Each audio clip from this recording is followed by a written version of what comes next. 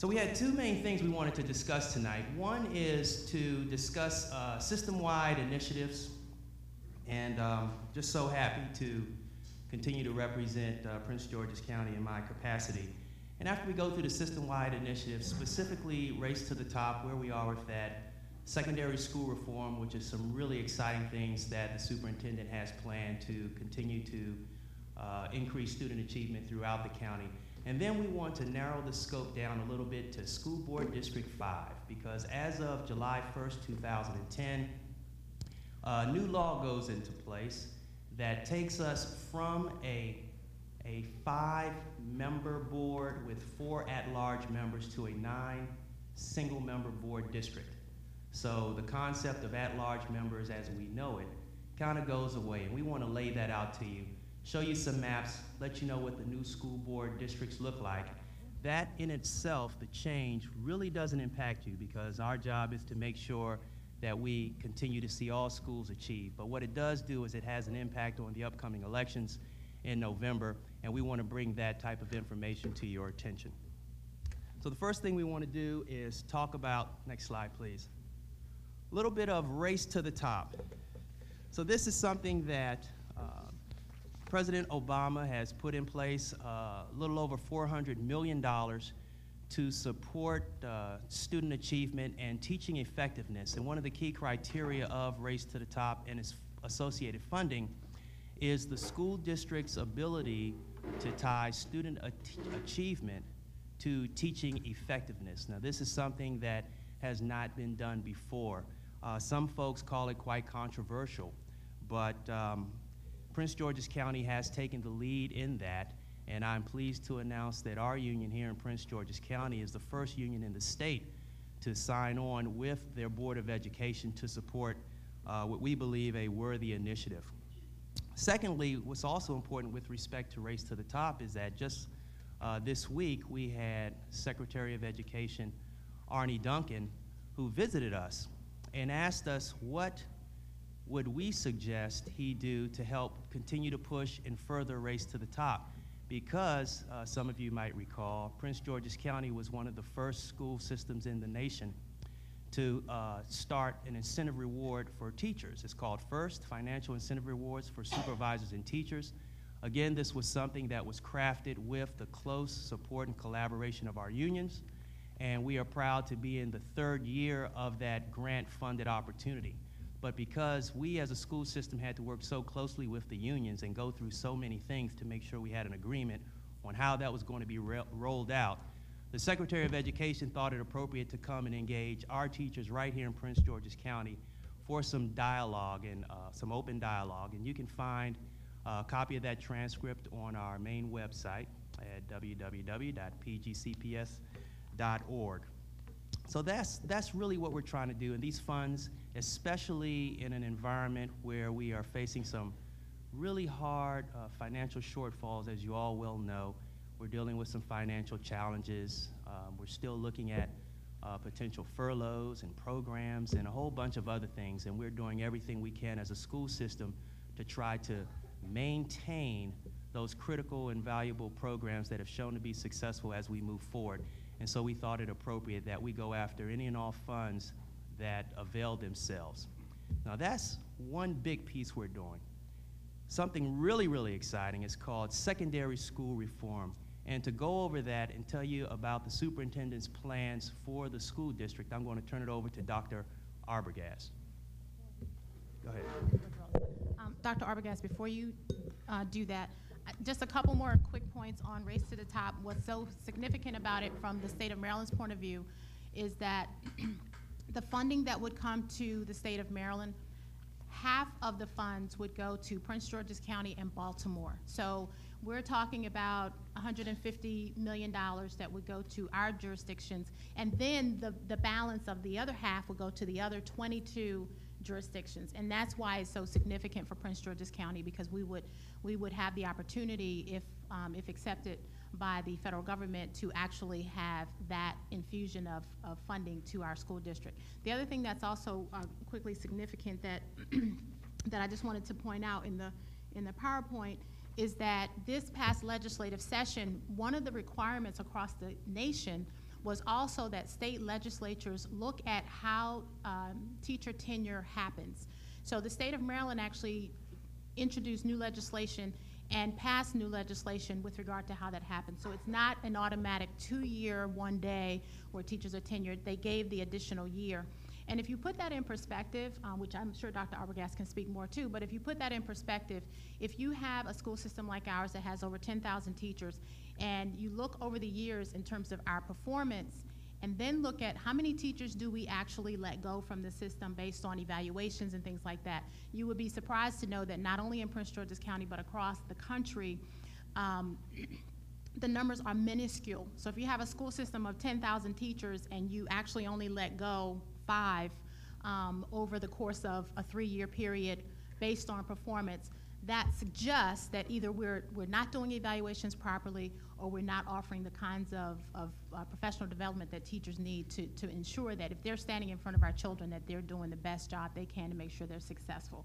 So it's sort of tying achievement to the performance of the teachers. Okay, Dr. Arbogast, thank you.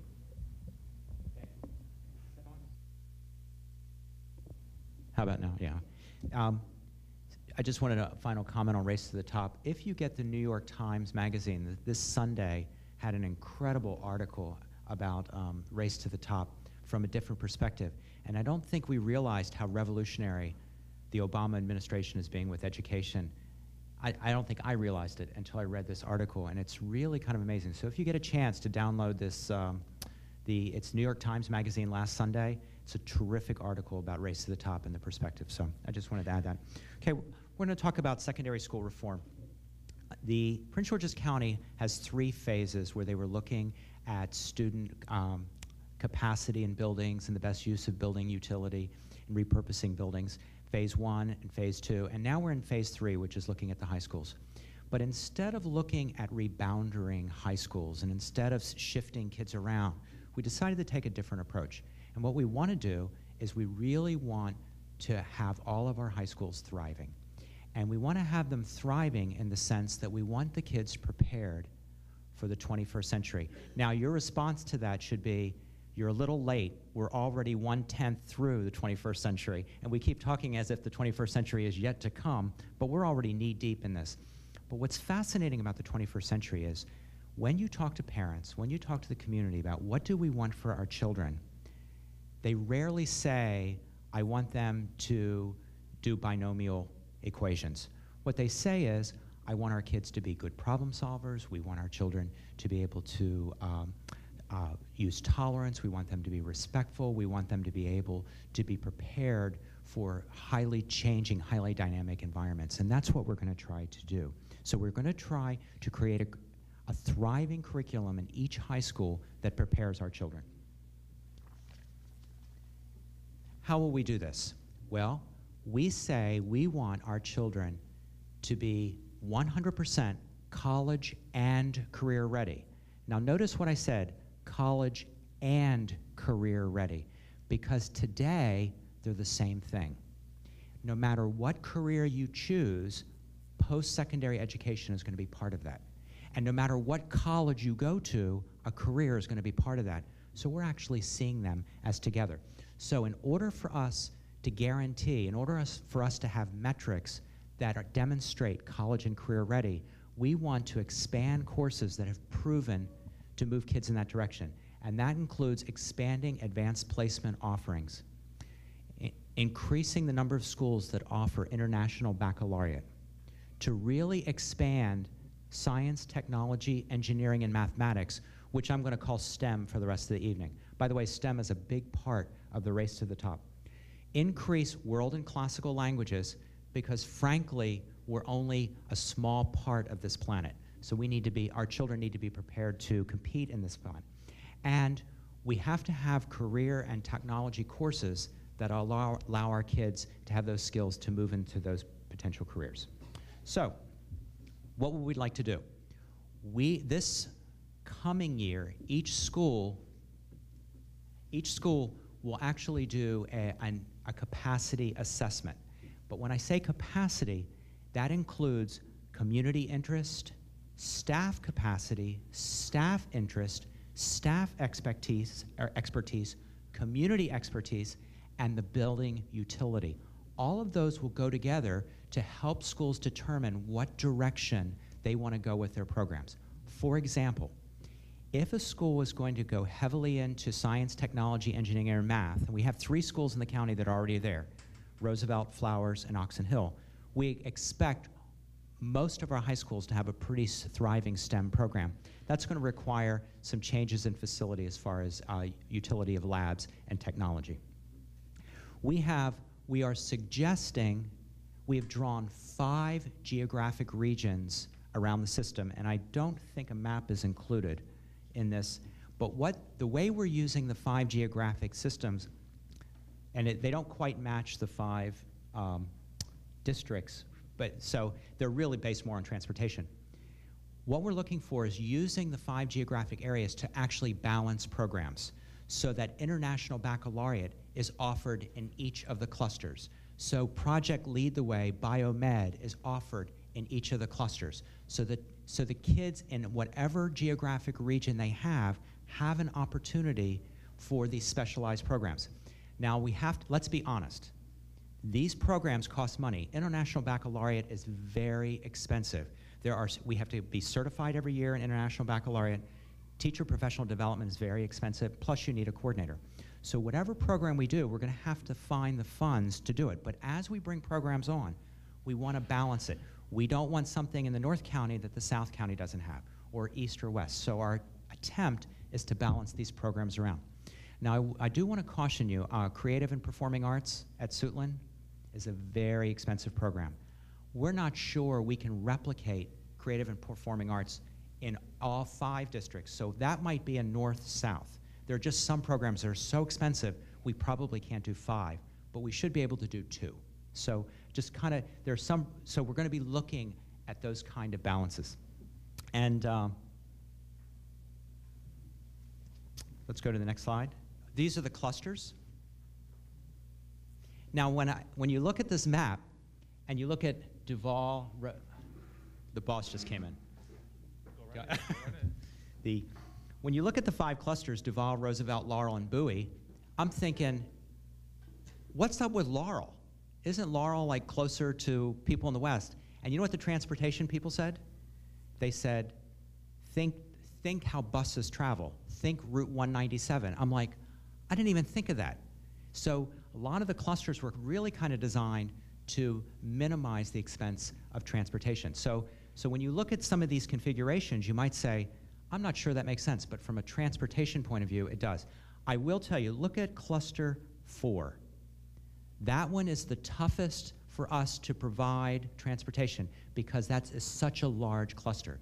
So the distance between Douglas and Friendly and Gwynn Park can be pretty big. So unfortunately, that's going to cost some money to be able to move kids around through cluster 4. That one's we have to worry about a little bit. Now, in order for us to have a thriving high school program, frankly, we need a better middle school program. And the way to have a better middle school program is to increase the expectations for our middle school students. Here is what we would like. We would like, and actually I'm going to ask you to switch 2 slides. Go one more. I want to talk about our metrics, and I'll get back to middle school. We would like 75% of our graduates to have advanced placement in their course history, at either advanced placement or International Baccalaureate. We would like 25% of our students to have certification in their career track. In order for us to get 75% of our kids in advanced placement, I need 75% of the kids with algebra at the end of 8th grade. I need 75% of the kids with foreign language at the end of 8th grade. That if you're going to go in International Baccalaureate, you have to come out of middle school with a foreign language credit. So what we need is we need most children across the county walking out of 8th grade with foreign language. So if they want to choose International Baccalaureate, they have the course history to support that. In order for us to have algebra in 8th grade, I need a better math course in grade 6. The math program that we have right now is not strong enough to support 75% of our kids in algebra. So we have to boost up. We also have to look at our 4th and 5th grade curriculums to create those pipelines. So what you see is, even though we've set the goal for secondary school reform, the changes actually have to happen in elementary and middle school for that to happen. So, and I think, next slide. So, what are we doing for this coming year? We have actually, one of the grants, this isn't part of Race to the Top, this is part of the ARA, the American Recovery Act. There's something called the Investment in Innovation, I3. We've actually applied for an I3 grant, and our partner is College Board, which owns advanced placement, and International Baccalaureate. What we're going to do this year is actually do an audit of our current programs. We want to look at the efficacy of the teaching in those programs, the course offerings, the support. We want to start backward mapping from AP and IP down through the courses. For those of you who are parents, you know that the writing curriculum in Prince George's County is weak. You know that. Our kids don't do near enough writing. And you know why that is, right? Because it's not assessed. It used to be assessed, and we used to teach it. And then when it came off the state assessment, we stopped teaching writing. We need to bring writing back as part of our program. So we look at, anyone in here an advanced placement teacher? If I say DBQ, do you know what I'm talking about? DBQs are the rubric that we use for the writing and thinking requirement for advanced placement. We need to use our DBQs as the model and then drive that down through our middle and elementary schools so that our teachers are actually getting kids to perform at that higher writing level. We need to expand our STEM offerings, and actually we are involved right now with the National Science Foundation grant, and I understand we just got a NASA grant, and we've had excellent communications and frankly excellent relationships with Goddard Space Center and NASA to start expanding STEM outside of the 3 current schools. We're rewriting the math curriculum in grade 6. We're revising our graduation policy. Newsflash, if any of you have children entering 9th grade this year, in order for them to qualify for the University of Maryland system, they need a math course beyond Algebra 2. If you stop at Algebra 2, you are not qualified to enter any of the University of Maryland systems. So we need to revise our graduation requirement to reflect University of Maryland standards. We need to develop stronger assessments in our career readiness. Our assessments are not as strong as they need to be. We have this thing called individualized learning plans, which help children from elementary, middle, and high school plan their program and keep parents in the loop. We need to expand that, and we need to make sure that that's working. And we actually want to institute a dropout prevention plan. That is next year. So we are looking for this to roll over probably the next 6-7 years. As I opened with, secondary school reform is not cheap. And last time I checked, we were broke. So we need to look at how we deploy resources, but we can't take our eyes off that prize. We have to keep our eyes on the vision, because every opportunity that we have to align it to this vision. So, Dr. Watson, I think that's all I wanted to say about that. Thank you, Dr. Arbogast. Next slide, please. The one after that. All right. So we want to welcome our Superintendent of Schools, Dr. William Height. Good to see you, Dr. Height. Glad you could join us in District 5. Welcome to the new School Board District 5. And as I stated earlier, as of July 1st, 2010, we shift from a 5-school board district with 4 at large to a new model consisting of 9 individually elected school board members with 9 distinct school board districts with 1 student member. Next slide, please. So this is what the configuration we're already in. Back in 2006, when your current board was elected, there were 5 representatives who represented a specific district with 4 at large and 1 student member. Next slide, please. This is the new configuration. This may be hard to read, but we have copies of the map of the whole district and how the new school board districts are boundaried, as well as a District 5 specific map in the back for your review. The interesting thing to note, again, is that we are now in 9 districts with no at-large members. So you may think myself and Ms. Jacobs and Ms. Beck, who are at-large members may not have a job now. Well, that's far from the truth. But the good thing is that in District 5, Ms. Jacobs and I both reside, and we will continue to represent you the way we always have as we work throughout the entire county. Now, I want to get into some real specifics about District 5, and to talk about the uniquenesses of this district, I'm going to turn it over to Ms. Jacobs.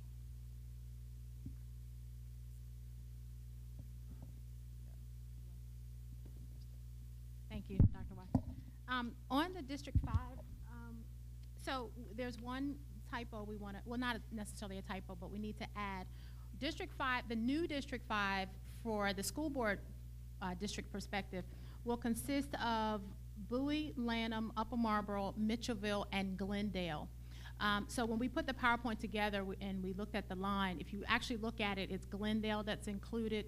I think there's maybe one school that we thought is in Lanham that's also included in District 5. So that's why we have those listed there. One thing to note for District 5, there is going to be a new school. Next slide. Thank you. Which is the Barack Obama Elementary School. If you think about the line, so School Board District 5 will still continue to be the largest school board district in the county.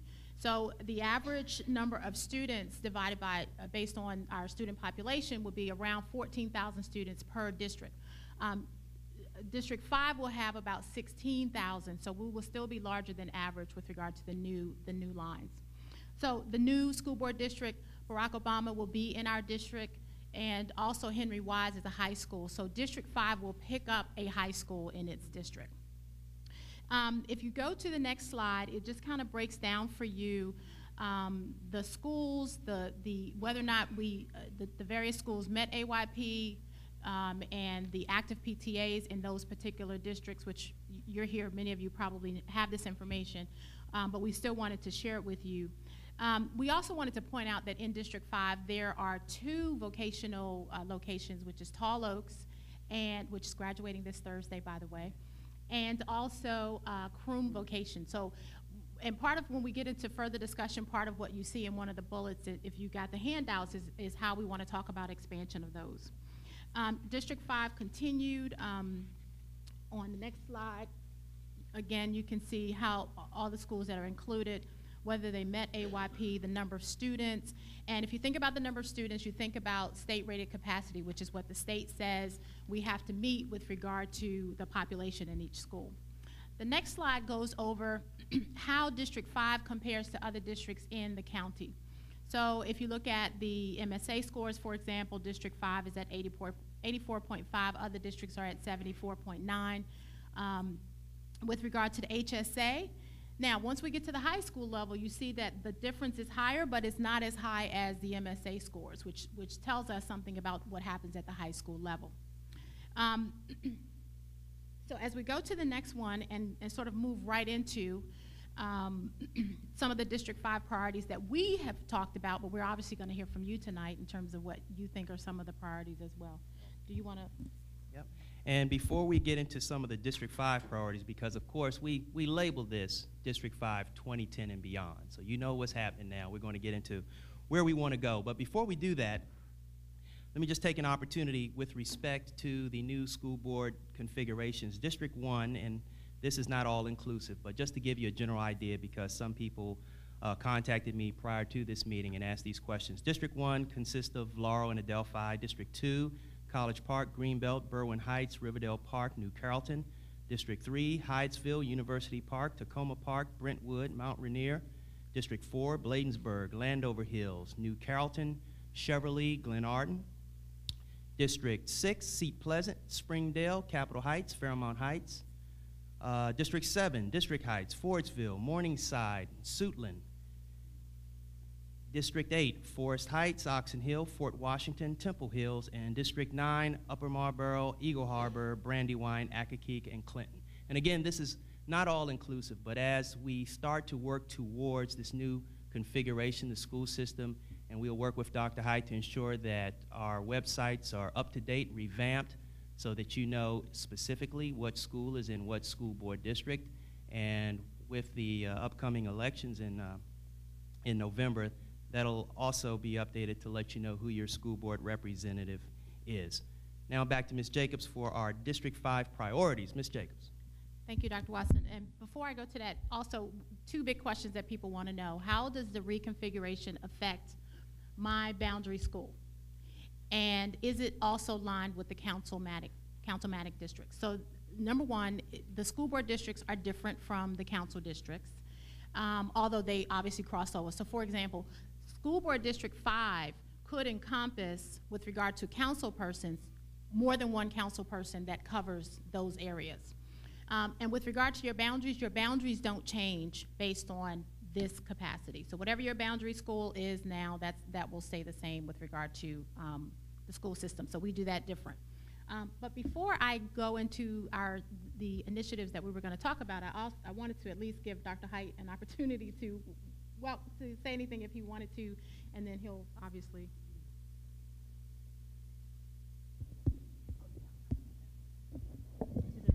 It's on. Oh, great. Good evening, everybody. Yeah, and it's a pleasure for me to be here. Sorry I was running late. I was actually coming from another meeting with one of our labor union partners. I think that we've already talked a good bit about Race to the Top, and I was going to have some comments about that, but I think the most important factor as we think about that work and the work of secondary school reform is this notion around having highly effective teachers in front of all of our students. And what does that mean? And how does that look at the school site? Because one thing that we know by research is that the primary predictor of a student's success is the teacher who stands before that young person. And many of our parents tend to think of schools as effective or ineffective by their relationship or their experience with your child's teacher. So one of the things that we have committed to with our work inside of Race to the Top and in our work with some of the board policies around incentive pay, accountability, is really looking at the impact that every individual in our system has with respect to student achievement. And that will be a hallmark of our work moving forward. So I just wanted to add that piece with respect to the Race to the Top work. We're looking at revamping the evaluation system for teachers. We're looking at revamping the evaluation system of administrators, and really emphasizing this whole notion of developing and building the capacity of individuals who stand in front of students. So I look forward to the questions that we will have this evening. And Madam Chair, I'm going to turn it back over to you. Thank you, Dr. Height. And once again, before we go into those priorities, I do want to give my colleagues, Ms. Fletcher and Ms. Beck, an opportunity to say a few words if they like. Ms. Fletcher is never short for words. Ms. Fletcher. Unfortunately. Well, I'm going to surprise my colleagues and say good evening, and it's a pleasure to be here.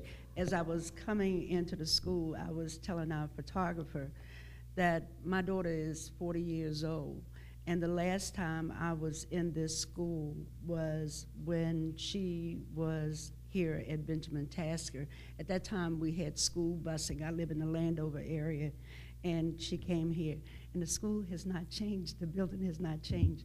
But I'm glad that you all came out tonight, and I'm really excited that you all are here to hear some of the things that we're doing within the school system, which is really creative, and to get into the mindset that school is not the way it used to be. We have to teach our kids in a different way, and I think we're going in that direction.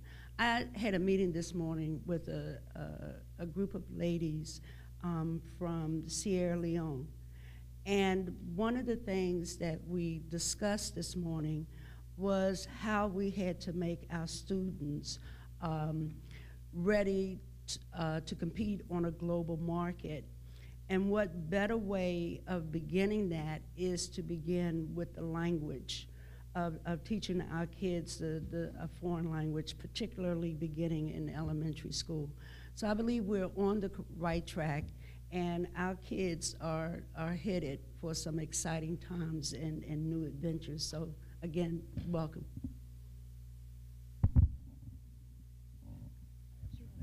Thank you, Ms. Fletcher. Ms. Beck. I think one of the things that surprised me the most about sitting on the board is the amount of reading that we do, or we should be doing, to prepare ourselves for decisions regarding the school system. So this weekend I spent 5 hours reading the Education Facilities Master Plan that is now posted on the school system's webpage. And it's posted under board docs for those of you who want to take a glance at it or really immerse yourself into it. And this document is such a comprehensive report about the vision for our facilities in the upcoming years and into the future.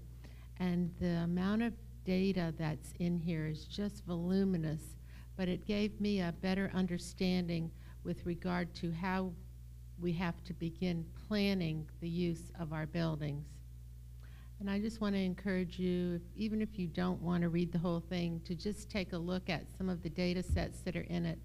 A lot of it is furnished from Park and Planning. It talks about zoning and about demographics, about census data. So it's not just school related, but it is a very comprehensive document.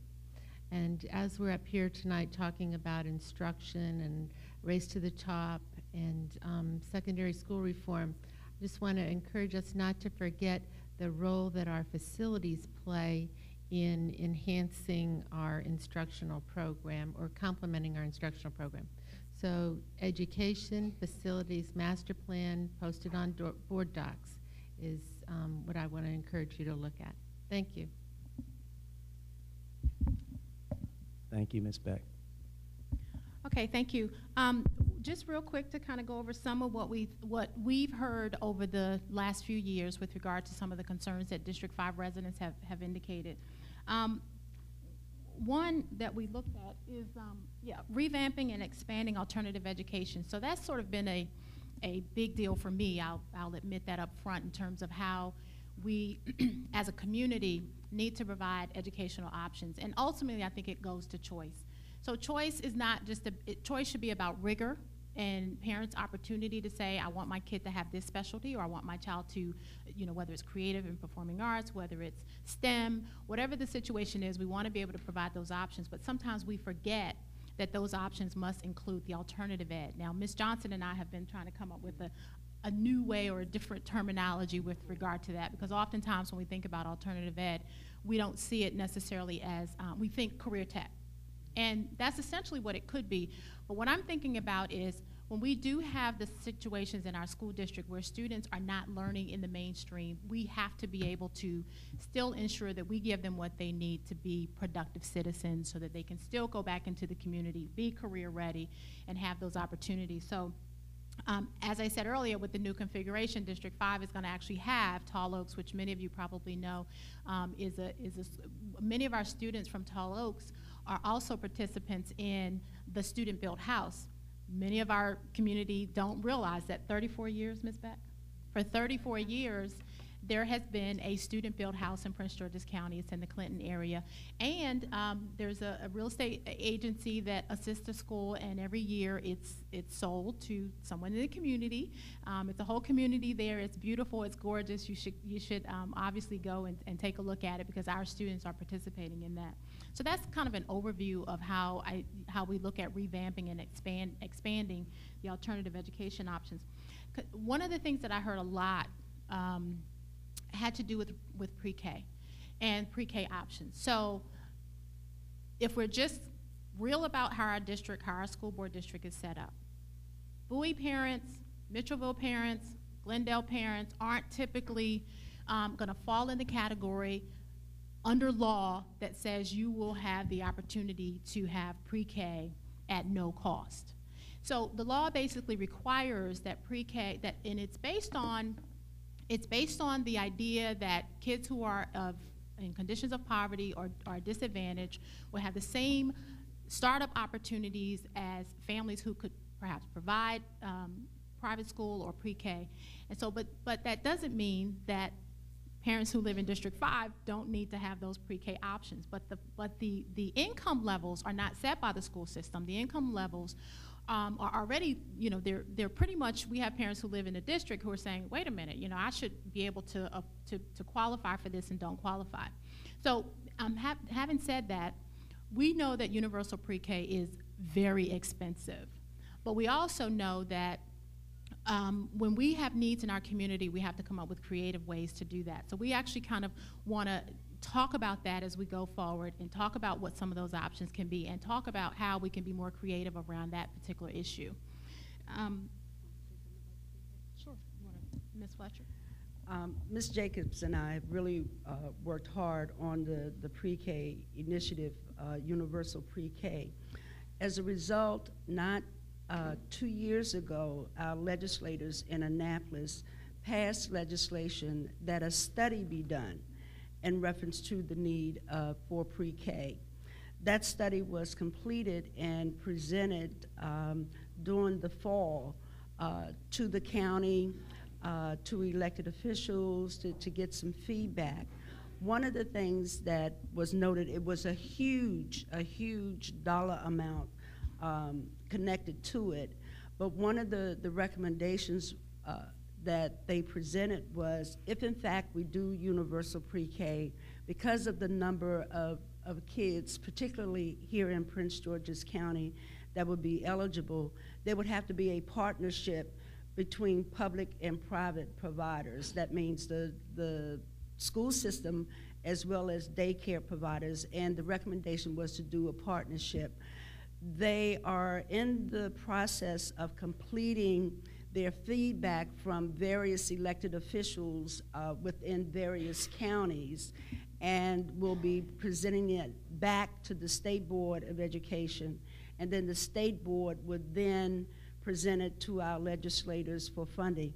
So I urge you all, if you are, I will make sure that that report is on the website so that you can read it. But if you have a genuine concern and want the universal pre-K here in Prince George's County, I ask you to read that, as well as contact your state officials so that when it comes back before them, this report, that you would lend your support for that report. Thank you, Ms. Fletcher. That's very helpful. The other thing that's not on the slide there is the continued parental and community engagement. So we know that students who do well typically have parents who are engaged in their education. I mean, their parents are there, their parents are stating to the schools what their needs are, and we actually encourage that. So what we found is that, once again, in this community has been really good about parental engagement. The school system and the board has vowed, however, that where students don't have that voice, we still have an obligation to make sure that we give them what they need while they're with us for the 7, 8 hours a day. But what I want to really stress with regard to District 5 is that we want to continue the parental engagement in the process, because we know that's how we affect change, that's how we are able to get things done. The bottom line is the school system reaps the largest benefit of the county budget. And that means that we have to make sure that, because of that, the kinds of leverage that comes with that, it means that we have to be really engaged in the process of how we get things done in our school district and in the county overall. So I just wanted to at least acknowledge that parental engagement has been well in our area, but at the same time we want to make sure that that continues. You have some strong PTAs in this particular school district that should continue, but it also helps in terms of how kids are doing in the classroom, and it helps always when parents are saying, these are my expectations. Talk to your principals, talk to the administrators. We created a how to navigate the system, a process about 2 or 3 years ago. Parents are telling us that that is like a roadmap for them. They love the fact that they can go to a sheet of paper and say, if I have this issue, this is who I call. And so we've really encouraged parents to do that. So is there anything else, Dr. Watson, before we? Okay. So At this time, we've talked a lot to you about a whole lot of things, so hopefully you've taken some notes if you have specific questions with regard to some of the things that we've gone over. But just as you know, some of the printouts are in the back, the legislation is in the back. Oh, the one thing that Ms. Fletcher asked me to mention on the school board districts, this is also the first time that we'll actually have staggered terms, which makes sense. If you think about our school system, over the past decade, the kind of turnover, the kind of instability, if you will, or not having the consistency has, I believe, really affected our ability to do the job well. So finally, our legislators have decided that the school board structure will not only be 9 single-member districts. Whether you agree with that part or not is different. What's really important is the staggered terms. So after the 2010 election, what you'll also see is you won't see all 9 people running for a seat at the same time. So you'll have some level of consistency on the board. So at this time, we're here to hear your remarks. The mic is there. If you have comments, questions, please come forward, and we will do the best we can with the team we have to answer your questions and hear your concerns. Okay, thank you. And while you're coming up, please feel free to ask questions on anything at all. But before you leave, please give us your name and your contact information, because it's very important that we are now able to reach out to District 5 residents. And while the gentleman is coming up, let me just thank a couple people. First, let me send a special thanks to Councilwoman Ingrid Turner, who actually is the chairwoman of the Subcommittee on Health, Education, and Human Services for the County Council, a very strong partner in our work, and works with us on childhood obesity and the Healthy Alliance. Thank you very much, Ms. Turner. Also want to recognize our other PGCPS staff here, Mr. Sylvester Conyers from the High Schools Consortium, Mr. Andrew Zuckerman, Area 2, Ms. Karen Lynch, Chief of Student Services, Darrell Presley, our able communications officer, Ms. Jackie Brown, Tansy West, Preston J.R. Dwayne, and all of those who support us to try to make these things run as smooth as possible. Do we have any principals here this evening? Oh, the principal. What's the last name? The principal of Whitehall. Good to see you, Mr. Campbell. Thank you so much for coming. We really appreciate it. Yes, sir. Please come forward. Yeah, hi. My name is Patrick Cuff, and I have a child at Brandywine Elementary. So I take it that's District 5. Is that correct? Brandywine? It's okay. Okay, all right. It's going to be in District 9. But District 9, okay. My concern is I have the luxury of having 2 child in elementary school. One goes to Brandywine, and one goes to Bella Spring Elementary in Howard County. So I have the opportunity of seeing how one county system works and how the other county system works. And my question is, why is it that we are lagging so far behind? The reason is, when I look at Bella Spring school system, it starts off with the moment you walk through that door, you get a sense of a learning institution. It's clean, it's immaculate as far as the layout. There's a library, well stocked, and there are several different teachers for each subjects. When I flip over to Brandywine, I see ceiling tiles falling out. I see water stain on the ceiling. The school is not very well kept. It's an old school, never been remodeled. I see the learning that's going there, it's substandard. I have to be up 10 o'clock at night with my son doing homework and teaching him stuff that he should be learning at school. I've talked to the principal, and his explanation is our funding has been cut. We have no money.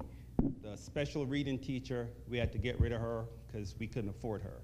So here it is, there's no special program at Brandywine Elementary, while at Bella Spring, they have all these different teachers. So my question to the parents is it a money problem? Is it a funding problem? Or is it a county problem? What is it that one school can provide so effectively in a crisis? Because we're all feeling it. This is a nationwide crisis. Why is it that Bella Spring is doing so well while Brandywine is doing so poorly? And I've heard all these things about no child left behind, race to the top. as a parent, what am I to expect from all this? Because No Child Left Behind has not worked, because my child is being left behind. And I've been proactive in doing as much as I can as a parent in going beyond. I'm staying up at 9, 10 o'clock with a 8-year-old, just going back over stuff that he should be learning at school. So, okay, so what we'll do, number one, what you have posed to the board is a specific issue with regard to your child, and we believe that staff needs to talk to you directly about what those issues might be. So if your child is having some difficulties, then clearly at the school level, that needs to be addressed. So so what we're gonna do, we're gonna have someone talk to you directly to deal specifically with those issues, but I'm gonna ask Dr. Height to address generally and specifically, if you will, in terms of the other questions that you asked with Howard County versus Prince George's County. Yeah, why are we not sending individual over to Howard County to study their school system and then bring it back to our county to try and model off of that school system? What's the difference? Yeah, thank you for that question. And I think what's important, and you mentioned Howard County, and I know the system well. As a matter of fact, I know Dr. Sidney Cousins. We actually were in a meeting together today, and we talk about some of the issues that you mentioned. With respect to the two schools, and I'm not familiar with the school that you are referencing in Howard. I am familiar with Brandywine. And if there are things like, and you mentioned some things like ceiling tiles and water stains, and those are things that we as a system just need to do a better job around. So addressing those issues so that the school actually presents itself as a learning environment. But I'm not going to use the fact that because we've had budget cuts, we can't do certain things. I actually don't subscribe to that, because at the end of the day, we still have 128,000 people, students who show up at our schools that must be educated, and we have to provide a high-level education for them. Now, I'm not going to use that as an excuse. However, I do need to emphasize the fact that there are different funding streams for one county than the other. And so I can't, if we're going to compare the two, let's compare what they spend per student versus what we spend per student. Let's compare what they receive per student versus what we receive in terms of revenue. And I'm just saying, I'm not using that as an excuse, but I think it's really important because you raised that point, that is it a money issue? No, because we still have to educate students. But if you have more funding to do certain things, then it is helpful for those amenities that you described, like more teachers for each subject. So that's not a luxury that we have. We have to make the teachers who are in front of the students in their primary subject, we have to help build their capacity. And we're a long ways from where I would like our system to be, but we're getting better. And we're getting better because we're working at it. And I'm not going to profess that we are going to look like, feel like, sound like Howard County. But I will also add that there may be schools in their county that will also compare very favorably to schools in other counties as well. And I'm not speaking of, I don't know that school that you referenced, but I do think that Howard, Montgomery, whatever the county is, we also have schools that compare very favorably. And I just need to add this point, and I usually open my remarks with this statement. And I think it's a really important statement as we talk about the work that our students are doing. What was nice about an email that I received a couple of days ago, and that email was from Dr. Freeman Rabowski at the University of Maryland, Baltimore County. And in that email, he talked about the Meyerhoff Scholarships. And those scholarships really are 54 scholarships that they give to students, not just in this country, but in other countries, in Europe, Asia, and some of the Middle Eastern countries. There are 54 scholarships that go out every year. In the past, most of those scholarships have been reserved for students in places like Howard, Baltimore County, Montgomery County. But I'm happy this year that 13 of the 54 students were from Prince George's County. They will receive a full scholarship for engineering at, pre-engineering at the University of Maryland, Baltimore County. And I'm only suggesting that to say that what we described inside of secondary reform is really getting us to that place where we're starting to build from the bottom up. And what I mean by the bottom, I'm talking about the lower grades up to that graduate profile that Dr. Arbogast described. So if we want students to be ready to go off to UMBC, University of Maryland, Howard, Bowie State, then there are certain things that those students must have, and that just cannot be a high school conversation. It has to be a middle school. It has to be a kindergarten conversation. And we have to actually change what we all expect of our students, their teachers, and their leaders. Thank you for that, Dr. Height. Let me just add another couple pieces, because I spent a lot of time doing some research, particularly with Montgomery County, since that's who a lot of folks seem to want to compare us to. And when I look at their budget, you know, they actually have approximately 14,000 more students than we have. But if we had the exact same number of students as Montgomery County using our current funding formulas, the money that we're able to get from our county and from the state based on free and reduced lunch and students in need and those types of things, Montgomery County would still receive $300 million more than Prince George's County. And it's a function of geography. What is in Montgomery County and what drives their economic engine as far as their council goes versus Prince George's County? We have beautiful communities. We have lots of expensive homes, but we don't have nearly as much of the economic engines driving Prince George's County as they do in Montgomery County. So when you look at where they derive their funds, 70% of it comes from their county. And they're able to give $3,000 more per student than we are here. Now again, as superintendent says, it's not an excuse. We have to do the absolute best that we can.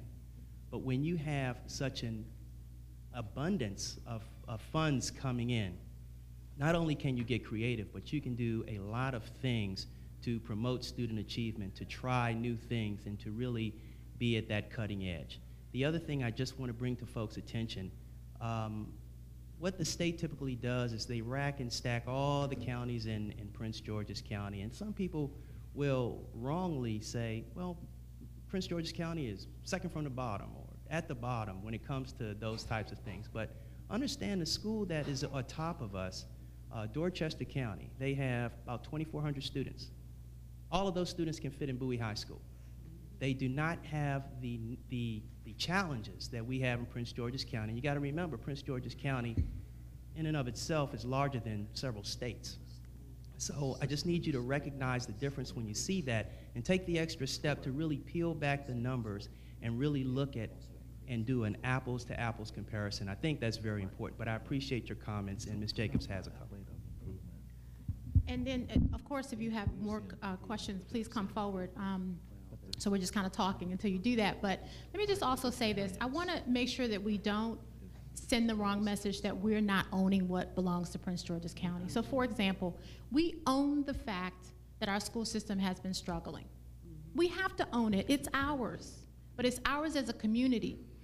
But what I want to say as well, again, not making excuses, but I think we all need to be educated about what happens in our county compared to other counties. So we have to own that. Our school system for the past decade has had the kind of turnover, has had the sort of non-consistency, and that, you know, in your own homes, that you need to have that happen for success. And so it's not that we don't own what our issues are, but we have to own it as a community and talk about how do we make it better. But at the same time, I always say this to parents, take a fact check. Every now and then stop and say, well, wait a minute, has anything changed? Because many people are still not aware of the significant changes that have happened in our school district, significant enough that it has reached federal attention and that it has reached attention across this country with regard to Prince George's County. So people do watch Prince George's County and what's happening. So we clearly understand that, and we own what's ours, and we're committed to how do we make it better. Yes, sir. My name is Graham Warner. I have a son currently at Whitehall. And I'm a faculty member at Howard University in the College of Engineering, so I definitely can relate to what you're saying regarding STEM, and I understand some of the challenges that you face when you have students that come in underprepared. I'm encouraged to see that Prince George's County is trying to address those issues and have identified sources of some of the problems, whether it's accountability, teacher training, et cetera. But part of it, in addressing the whole pipeline problem is having a board with sufficient vision to set up win-win situations for the children. I'd have to say, as a parent of a Whitehall student, I actually feel that my kids are in a lose-lose situation because of the boundary change. So one child is going to be staying at Whitehall, the other child is going to be going to Kenilworth. On the Kenilworth tour, we were informed that some of the 5th grade teachers from Whitehall are going to be leaving Whitehall. So I don't know if that's true or untrue. I'm relating what I was told. If that's true, it's very unfortunate. Here is a school that is performing exemplary. I don't see why a change was made to disrupt that, and it seemed to be made on faulty information, right? We were told the state-rated capacity was incorrect on the original decision-making. That was challenged. The challenge was dismissed. I received the letter today. I'm not here necessarily to argue the past. The question is, when you look at the pipeline. So, in my opinion, your first attempt at fixing the pipeline, I was totally dissatisfied with.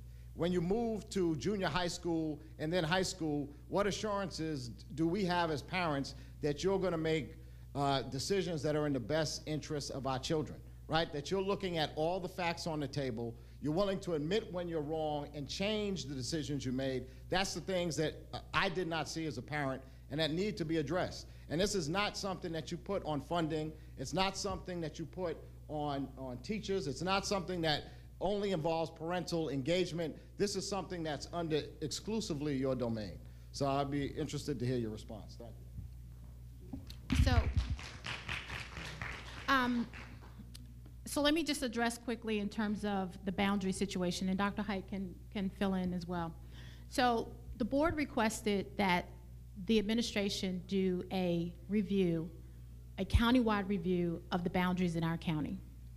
One of the reasons we had to do that was because the state of Maryland said that Prince George's County was not making best use of its resources with regard to state-rated capacity in our schools.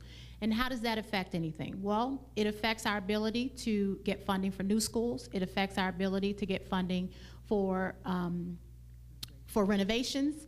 It affects our ability to deal with our CIP matters, because when the state says we're not giving you any more money because you're not making best use of your resources, we have to look at how that affects the county. So generally speaking, so for example, we have a school district where we've had parents say, Prince George's County schools are overcrowded. Well, guess what? We had 10,000 empty seats across this county. How do you have an overcrowded situation and 10,000 empty seats? Well, that happens because over the years, the boundaries have not been significantly addressed so that we can meet state-rated capacity and so that we can make sure that we have the levels at the schools that we said we would have at the state. But there's one other point I want to bring out with regard to our capital improvement program. That is different than many other counties. Prince George's County, for 2 decades, did not have one new school, not one. Now, that's a travesty. How does that happen?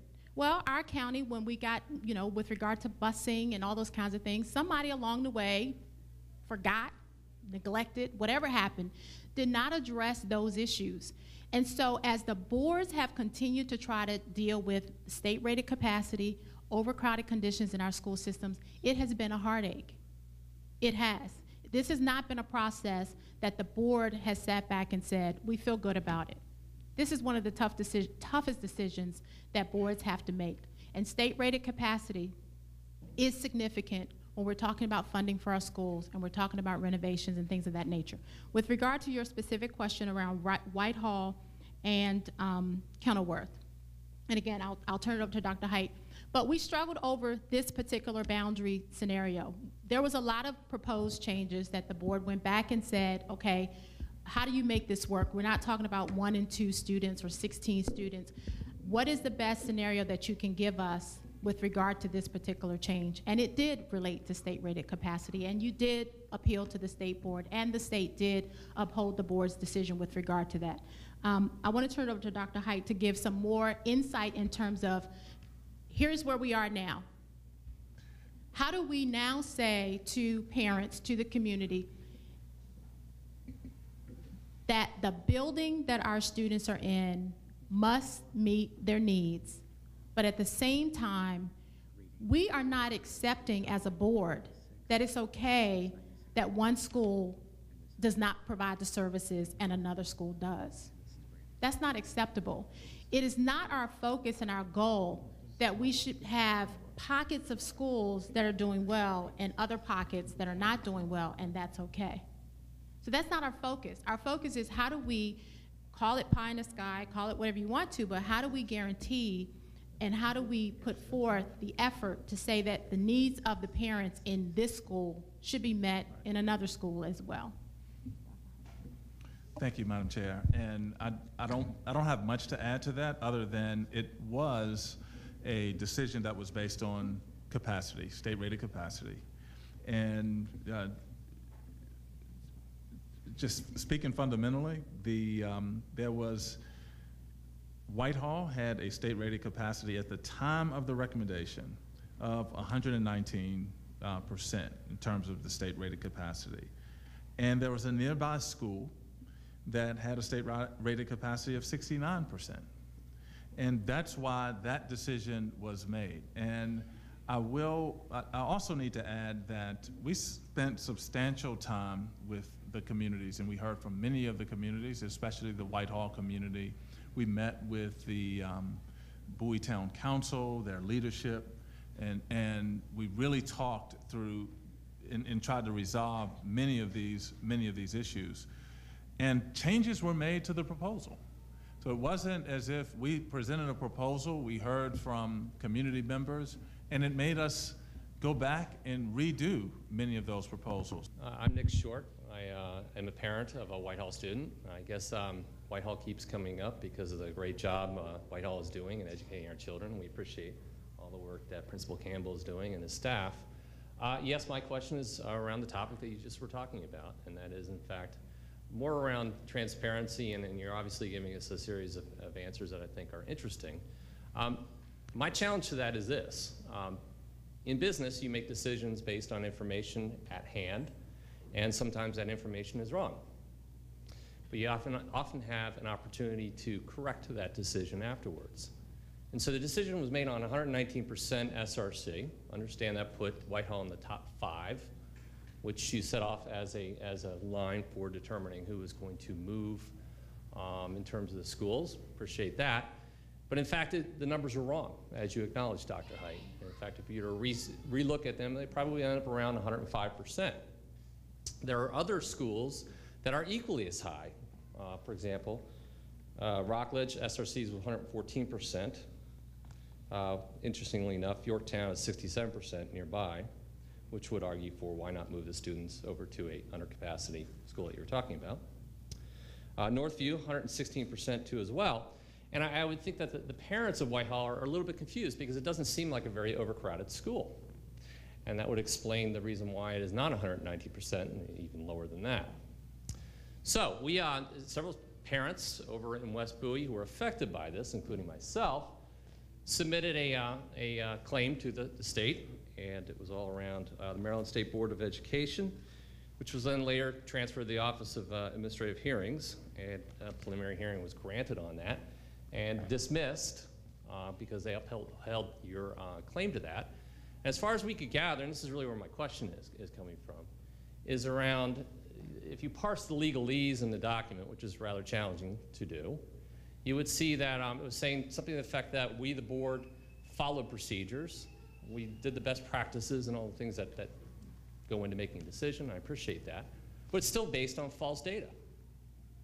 And the opportunity was given to you to correct that decision by offering of, hey, why don't you postpone the decision for another year and do another SRC and get it right. And yet that was rejected as well by the board. So my question is why? Really very simply. You had an opportunity to correct the decision based on false information, yet you didn't. So, thank you very much.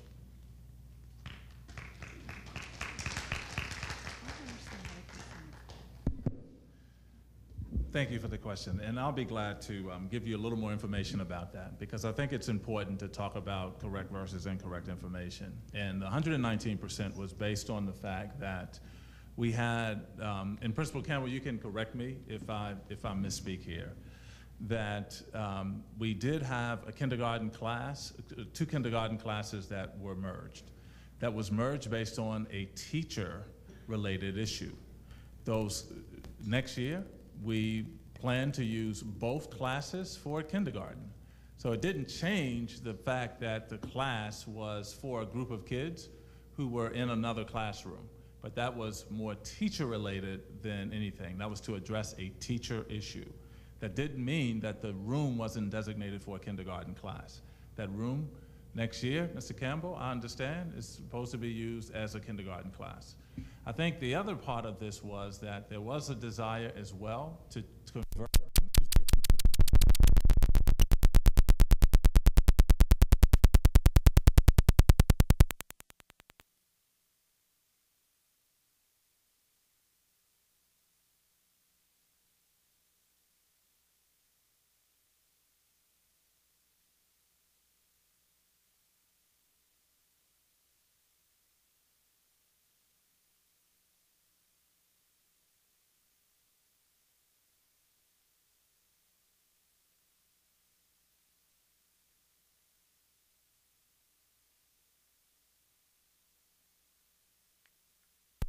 and dealing with that issue by moving kids to a school with 69% capacity. Mr. Campbell, is there anything else you wanted to add to that? Okay.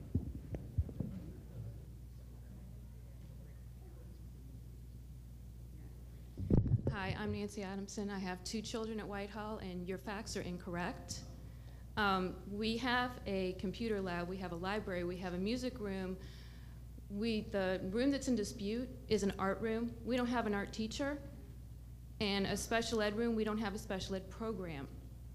We're not talking about the kindergarten classroom that is empty. And we're talking about the fact that once our children move, that school will be at 72% capacity, and Kenilworth will be at about, in a couple years, 107, 108, because their special ed children are not accounted for in their capacity. They have the autism program. They have a very large special ed population. That population was not accounted for in their capacity. So their capacity is actually quite a bit lower than what you have on record. They don't have the room that it looks like they have. They don't know where they're going to put us, and they will probably have to use their computer lab, their music room, their reading recovery room to accommodate us, which means we're going from a school that has those things to a school where we're taking over those things. The children there will not have those things, and we will lose those things as well.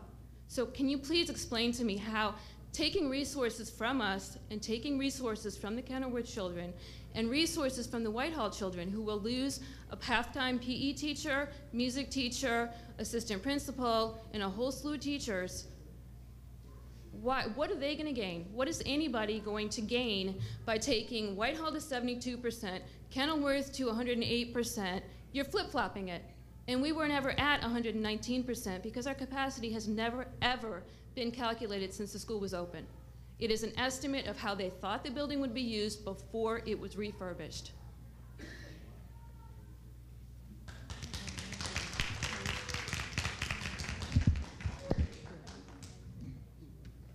All I can add to what I've said before is that the state rated capacity is based on the use of the classroom spaces at that time. It's not based. Okay, but so that's how we calculated the state rated capacity. Again, why do you want to mess up a situation for 3 schools, 3 sets of families? I mean, I'm not done. I'm sorry. I have done more research. I probably know more about this than you do. I have researched every department, everywhere. City, county, state. You are going to take Whitehall to a place where their children are going to lose all kinds of resources. There are going to be empty rooms everywhere. And then Kenilworth is going to be bursting at the seams. Now, Kenilworth and Northview are expected to have an increase in population. Northview by about 87 kids in the next few years. Where are you going to put them? You can't put them in Kenilworth, their adjacent school. Now, Whitehall and Rockledge are supposed to stay about the same. Rockledge is supposed to drop a little bit. Whitehall is not expected to grow. We are in a stable place, and you're going to move us to a place that is expected to grow quite a bit, which means you're going to bounce us around somewhere else again. So we are being moved for some political reason. There are no facts behind this move. There are no numbers that support this move. There is nothing at all supporting your decision.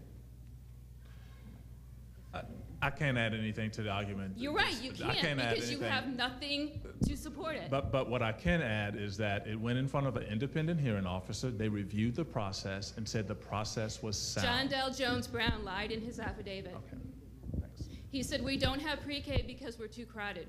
We don't have pre-K because we do not have enough children qualifying financially. Our pre-K is combined with that at Yorktown.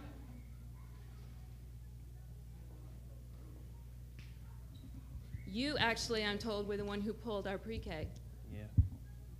Because we had 9 students that qualified for it. Yet we were told in his affidavit that we didn't have pre-K because we didn't have enough room. That is not true. Thank you very much. We appreciate the comments. Yeah, I would appreciate some answers. Thank you very much. Is there anybody else who would like to speak on any topic? We have another 5 minutes left. Good evening. Good evening. Thank you for your time tonight.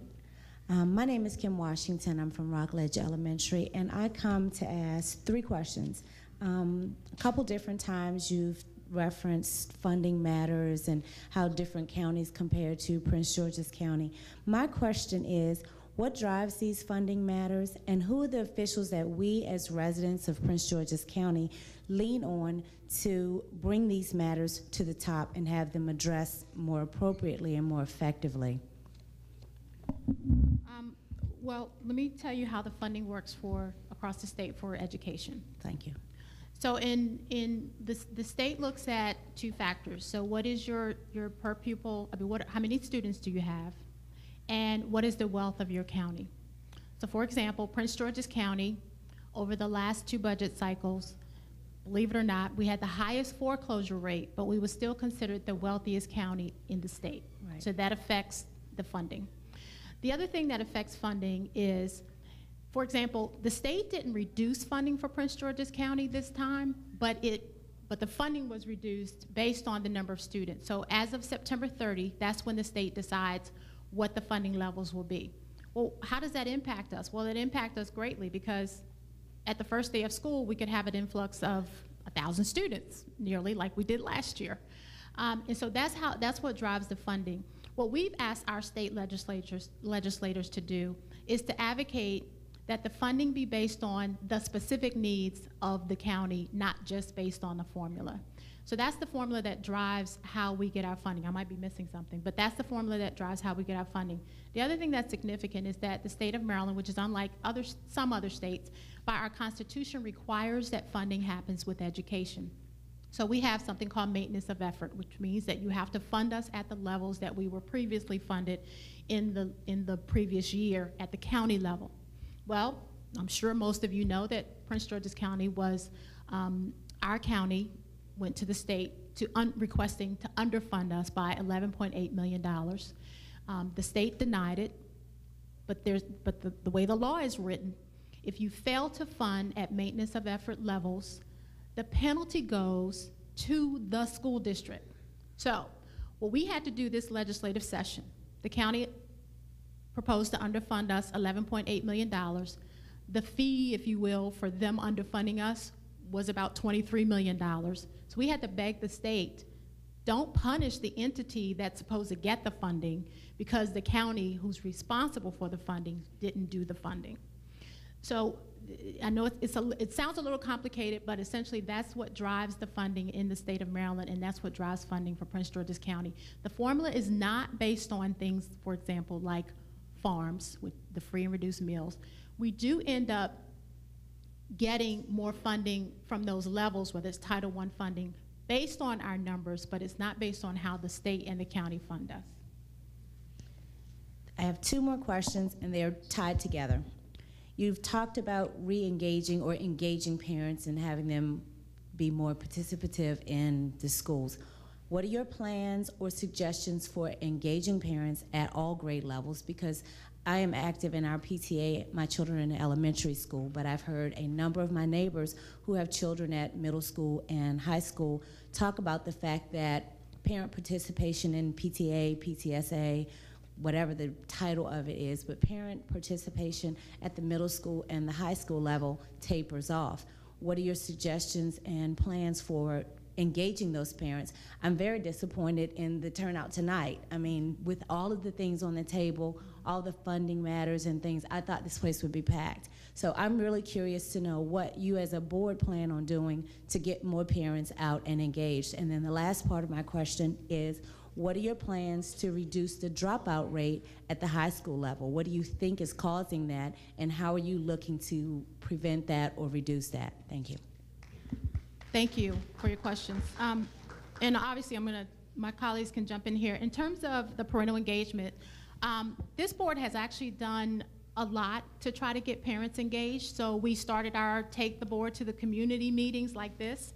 We started those within the last 2 to 3 years with the idea that we wanted to have a setting where parents after work could feel like they could just come and let us have it, whatever that is. But one of the things that we found is that we have to recognize that all parents are not engaged, and that at some level there's nothing we can do. We can try.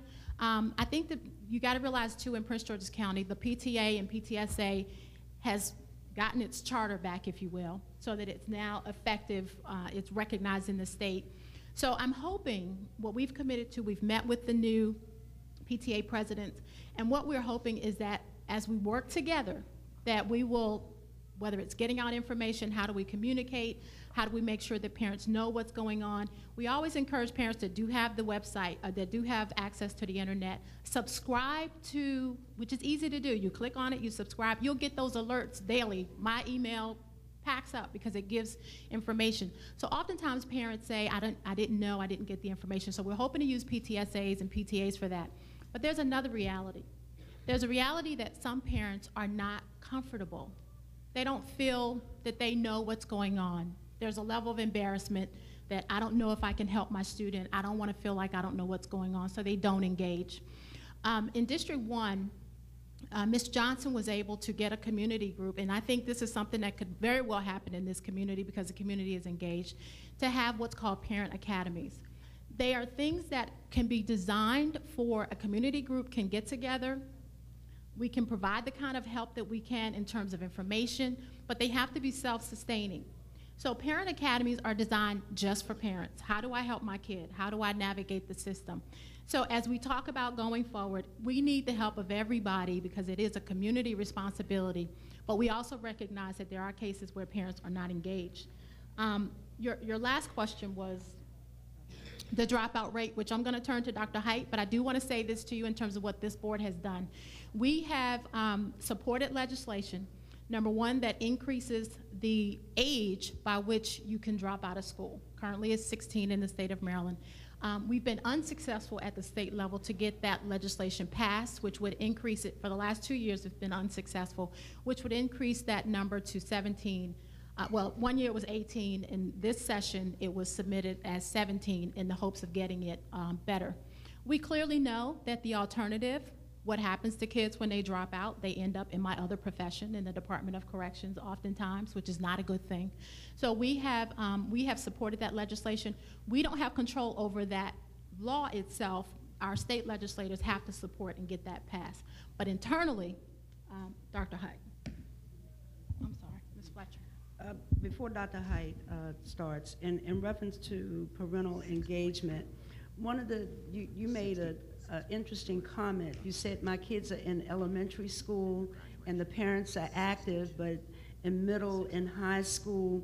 And I think sometimes parents say, oh, my baby is now in middle and high school, so I can back off a little bit. And we have to rethink that our kids need us not just in elementary school, but all the way through. And in reference to the dropout rate, what Ms. Jacobs failed to mention was that our first year, we discovered, and might as well be straight up, that some of our administrators, kids who, you know, maybe wasn't coming to school on a regular basis, automatically dropped them from the rolls because they were 16. And that was happening. It is not happening as much now because this board said, no, we're not going to do that. And we actually went door to door to bring those students back into the school system. So those students are being, that are at risk through student services are being followed by their pupil personnel worker and the counselor in the school. So that's another area that we're doing. We're flagging those kids who appear to be at risk. Part of what we're trying to add are some non-traditional options, and those were the alternative structures that Ms. Jacobs was talking about earlier, and non-alternative options so that students have another pathway or choice, if you will, if they become disenchanted with the comprehensive program. We're also creating a structure. And the structure is a system, and it's called On Track to Graduation. And what the research has informed us is that there are a couple of indicators that suggest that a student may not be on their way to graduate in 4 years. One is grades in the class, another is attendance, another issue is discipline. And so all of those things together will then give you a profile, if you will, or a forecast of whether or not that student may be headed towards graduating in 4 years. Many districts have done that beginning in the 9th grade. We're actually developing that system in collaboration with Johns Hopkins and University of Chicago to really begin at 6th grade. And the purpose for beginning at 6th grade is because those students make the decision long before they get to high school, and they choose to take the action in high school. And so we're trying to get ahead of when students make those decisions. I'm happy to report, however, that our dropout rate is lower than it's been in some time. And on MD report card, you can check this information. 1.34% is our dropout rate in Prince George's County. And we do have a graduation rate as well that has been higher than it's been in previous years, and that's 84.5. We know we have work to do there, but by the same token, we're glad that that dropout number is going in the right direction, and the graduation rate is going in the right direction as well. Thank you, Dr. Height. And before we wrap up, just one more thing. Oh, I'm sorry. Just one more thing with respect to the lady who asked about the funding piece. Ms. Jacob talked about the state funding, which goes through an inverse wealth formula. So it compares all counties, and the county that has the least wealth gets the most money. And she told you that Prince George's County is considered the wealthiest, interestingly enough.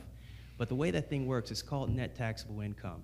And the important thing to note about net taxable income is the filing date by which they look at all the taxes in each county and determine the wealth.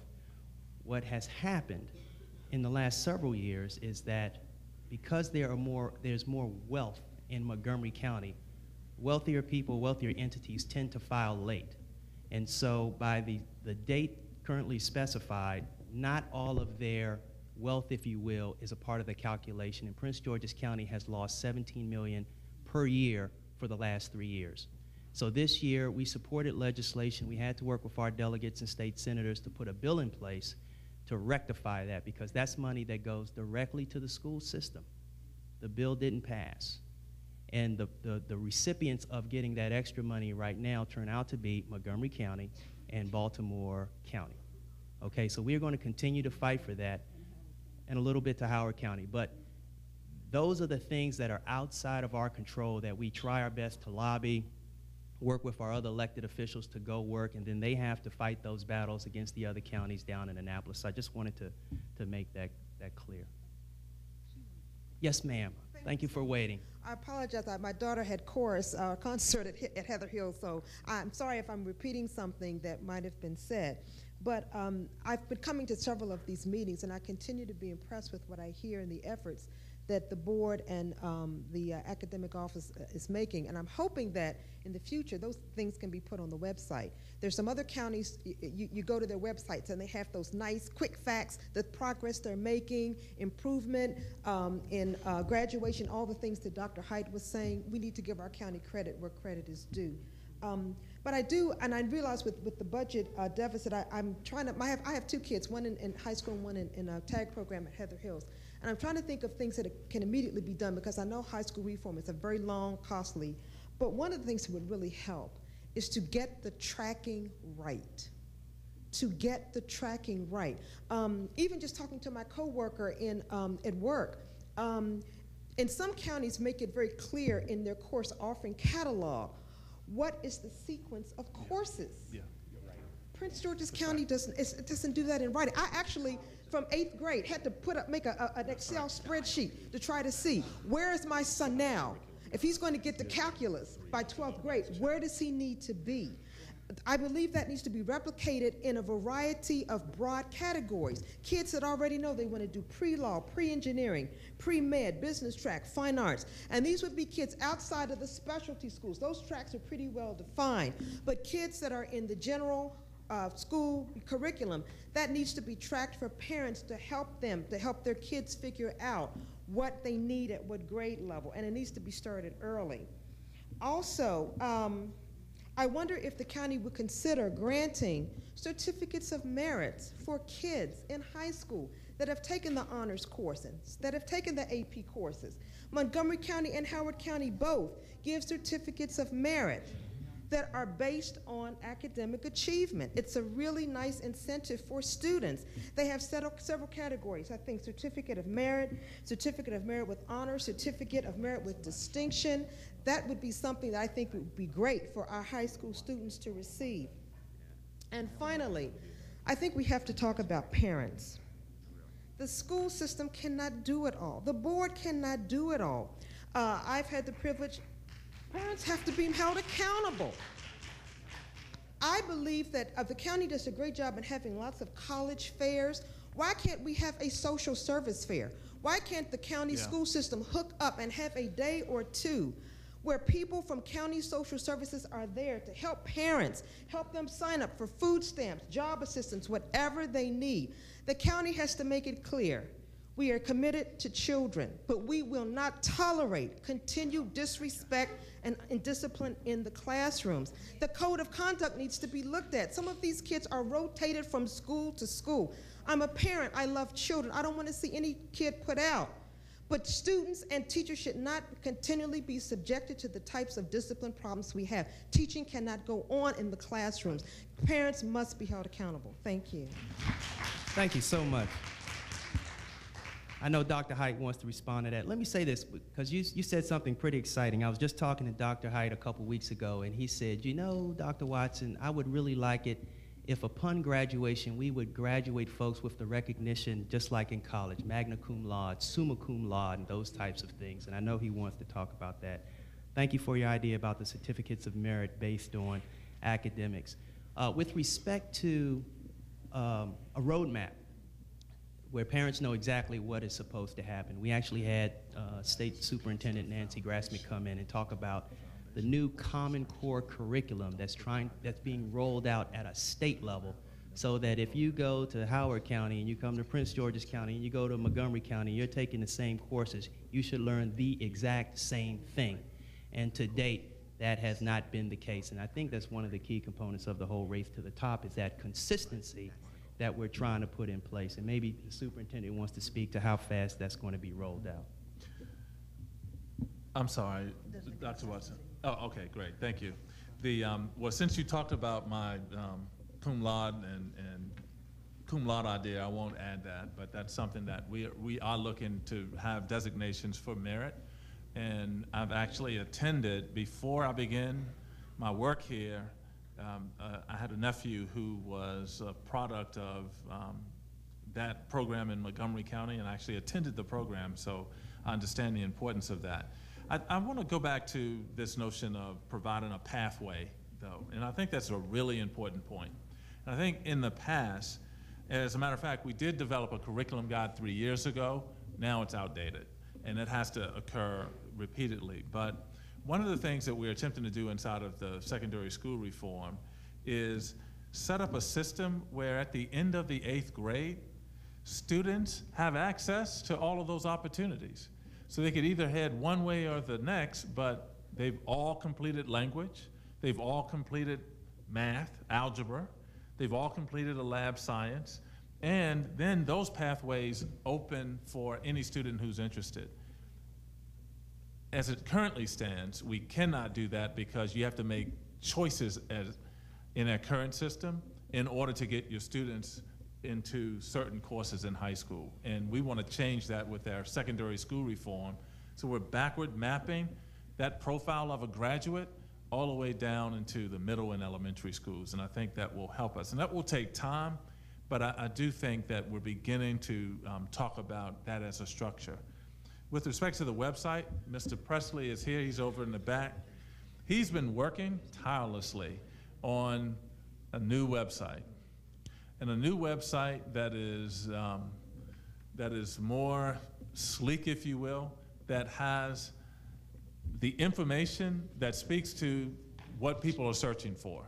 So in other words, if you're searching for School Max, then that's more prominently displayed on the website. And we're going to have a prototype soon to get parents, to get the suggestions and recommendations from parents on that. But we're going to also use that opportunity to provide engines that push information out to parents, that subscribe to certain things. You know, many of our students tweet each other, and we think that we can tweet information from Annapolis with respect to budget. We think that we can tweet information from the council with respect to budget. And so that you got real-time information about what is going on inside of our school system. And then I'd be remiss if I didn't mention Facebook, because I do think there are ways to use Facebook to share information about the school system. And a real example of that for me is that during the snow days, a website went down as students were looking for information about whether or not we were open or closed. And we shared that information through sites like Ms. Hathaway Beck's on Facebook, which didn't go down. And so how do we use that type of information? And you know we need to create a more robust website to handle that, but there are ways to use Facebook in order to share and disseminate information. And then I love the social services fair. I think that's a great idea. Ms. Karen Lynch, who's in the back, she is the new chief of student services. Well, she's not new anymore. However, if that name sounds familiar to you, it's because she used to be the director of social services for the county and for the state. So she's bringing many of those resources to our system, and we're already having a lot more conversations with health, the health department, state social services, county social services, recreation and parks, the police when it's appropriate, in a good way, not in a bad way. So we love the idea of the social services fair. So thank you.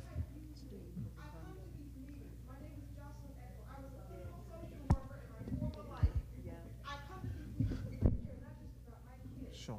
Use me, call me. I'm involved in church and other activities, but if I have time, I will participate. And then the final thing was the student code of conduct, and we will. And Ms. Lynch is going to get your number this evening. And the final thing is the student code of conduct. We actually had a suspension reduction task force, and we're really looking for ways actually to look at how we can deal with behaviors, but not necessarily put our students out on the street. Which means because then they're going to create other problems for the county, and for the community. And so one of the things that we're looking at are the non-traditional programs, those exceptions or the options for suspended students that provide them with a space and a location to do work and to do makeup work, but provide some community service for some of our fire departments, for other agencies inside of the county. But we're using a lot of options like that really to try to address that. But we review the Code of Student Conduct every year. And one of the things that we found out is that there are small percentages of students that we spend a lot of time on. And that's why we're looking at those non-traditional settings, both for middle school and high school, so that we can remove those from some of the comprehensive schools, so that that time can be spent on other more productive things. So thank you for that. Thank you, Dr. Height. We have time for how many more people? 1, 2? Last 5. Please line up. Please be succinct. And as you come up, let me just welcome Mr. Michael Sedgwick, the Vice President of the new Prince George's County Council of PTAs. Mike, raise your hand in the back. When you're talking about parental involvement, he is the Vice President of the overarching group for all the PTAs and PTSAs throughout the county. So please grab him before you leave, get his contact information. He's happy to serve. Good to see you. Yes, ma'am. Hello, my name is Sharon Boden, and I would be happy to talk to somebody about this offline. I've got a child at Brandywine Elementary, the first gentleman who came up who had an issue. Well, mine is very similar, but mine is with the school max grading system. This particular school year, my son's grades have been all over the map, and when I talk to his teacher, when I talk to the principal, they tell me that the teachers don't have as much control over the school max system. So I can't get a good assessment of where my son is. If I'm gonna do a learning plan with him, if I'm gonna help him in the areas that he's weak, I can't see an A 1 quarter, an E, 1 quarter, and then another A, and then a D. And that's how, the progress report would be an E, then he would be a B. So, if somebody could talk to me about the school max, or as a matter of fact, Mr. Zuckerman is right back there. Okay. We're going to have him talk to you directly about that situation. Hi there, I'm Mary Nooster, Bowie High PTSO. This year I'm president, and I've been volunteering there for 17 years. I can tell you the before and after, before you guys came and then after. Sometimes you just need to vent.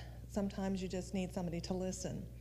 And so I'd like to have that opportunity right now. It's been brought up briefly about the revolving door. You guys have no idea the revolving door that we're seeing.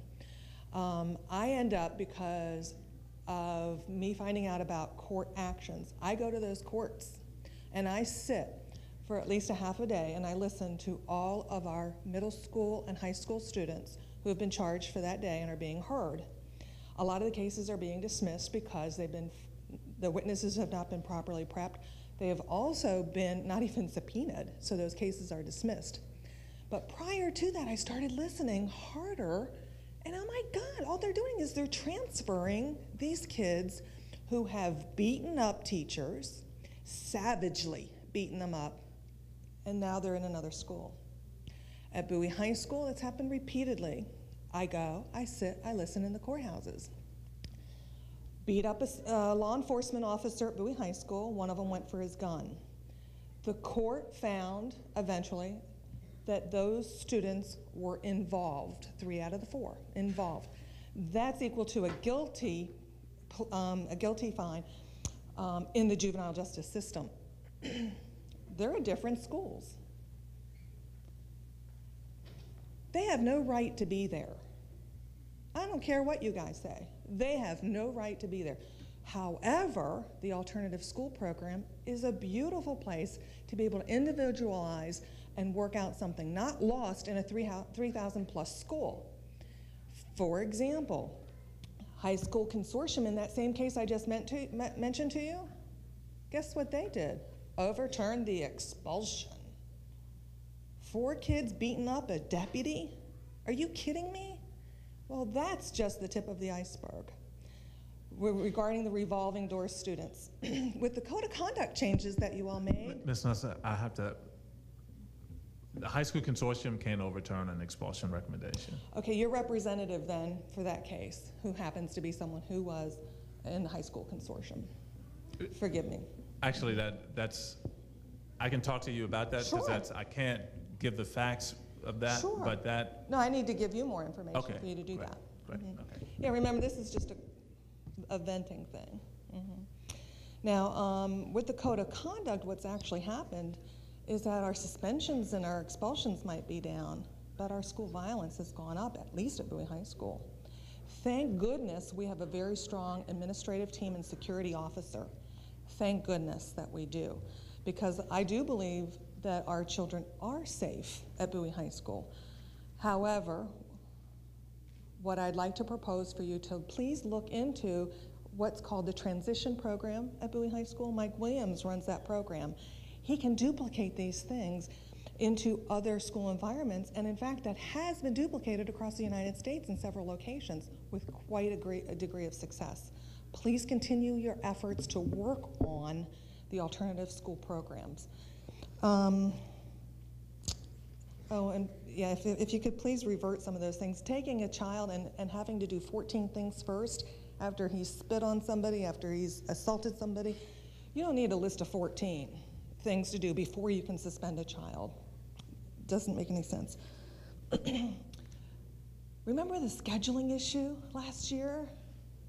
Well, guess what? With those budget cuts and the teacher cuts, you know, we're facing 16 position cuts at Bowie. We've already done our scheduling for anybody who was currently enrolled. We're going to have to redo those. We're expecting in our core classes as many as 40 people in a classroom. Our classes may be 40 to 45 because of those position cuts. Okay, that means that they're going to have to go through and reschedule those children. They're trying to get rid of electives in order to make sure that those core services are met. So one of the things that they're opting to do, or considering, is having high school seniors only come half of a day, or every other day. Huh? Because we're losing positions? Our seniors? Nah. Well, the other thing that we're going to have to do is reschedule everyone. This was the week that we were, as parents, going to get together and hand out all of those subjects that these children were enrolled in to make sure that they take that home and make sure that there's no problems, and they could change their schedules because our deadline's June 1st. If you don't change your schedule by June 1st, you can't do it until 3 to 6 weeks after school starts. So, welcome back to School Max, or the advanced version of position cuts and how that's going to affect our scheduling. We're already behind schedule. So I just want to vent. I know y'all know how to get a hold of me. Thanks for listening. Thank you, Ms. Nuss.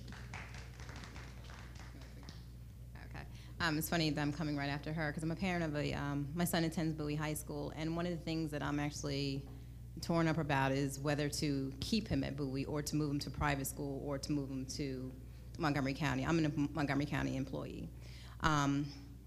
With that being said, I'm not sure, you may have answered this, and I'm sorry, I forgot your name up front. You mentioned the secondary school reform model.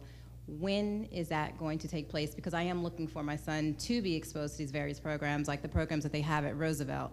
But I understand that most of those programs he would have to have tested into, and unfortunately he's not a member of the Summit program at Bowie High School, and I would like, and I do believe, no, I know that he deserves the same education as the other students. So I was wondering, when will that program roll out? Because I hear these wonderful ideas, and I've always heard wonderful ideas, but again, I want to know, for my son's sake, for me, I need to know, like, when is this going to start, or is it best for me to leave? Like I said, I go back and forth with this every day. I do like Prince George's County. I love Prince George's County, and so that's one question for you. I want to know, somebody mentioned the parent program. I would love to participate more and to help other parents. I am an advocate. I've known many of the teachers at Bowie High School, but I would like there to be some type of parent program and where other parents maybe could volunteer. So maybe it's not going to cost the county that much money. I know someone mentioned that she's a member, would like to help with social work, that program. for those of us who want to help, how can we help? School max, I had a big problem with school max, which just kind of really upset me. My son ended up getting like an 89.7 in a class, and he ended up getting a B. I work in a system where an 89.7, as well as I have friends in other counties too, where 89.7 turns out to an A. So I feel like we're hurting our kids, because I'm thinking in the long run, in order to get my son in college, that is a difference between, in order to beat that next child, that A wouldn't make a difference. I mean, I did have to advocate to have that grade change, but I feel like everything is a fight, and I'm tired of fighting for things that should be in place. I'm tired of correcting his work. When you mentioned writing, I'm tired of looking at his work and like, this was acceptable? Like, when is going to stop? I want my child to go, he's not going to go to PG Community College. I'm not setting him up for that. I'm setting him up for something else so I need to know, when is this so-called rigor going to take place? I want him to stay here. I believe in Prince George's County. I believe in everything that you say, but what can I do? When is this going to take change? Because I don't want to set my child up for failure. I don't want him to graduate and enter into remedial classes. So what can do? So some will begin, particularly with the advanced placement and international baccalaureate options. Okay. Not in all places, but some will begin this fall. The majority of the plan, however, doesn't roll out until a year from the fall. And so a year from the fall, it gives us time to construct those options and where we need to adjust boundaries in order to ensure that there is sufficient space. But most of those, it's going to be a phase-in program, so most of those things that you saw inside of secondary reform will actually begin a year from this fall. And is it based on grade? My son is a 9th grader. So I'm wondering, is it for the incoming 9th grade? Is it too late for him? Like, is this going to start for 9th through 12th? Where, I mean, is it going to be 10th graders, or where is it going to? He could do AP courses right now. Right, he can.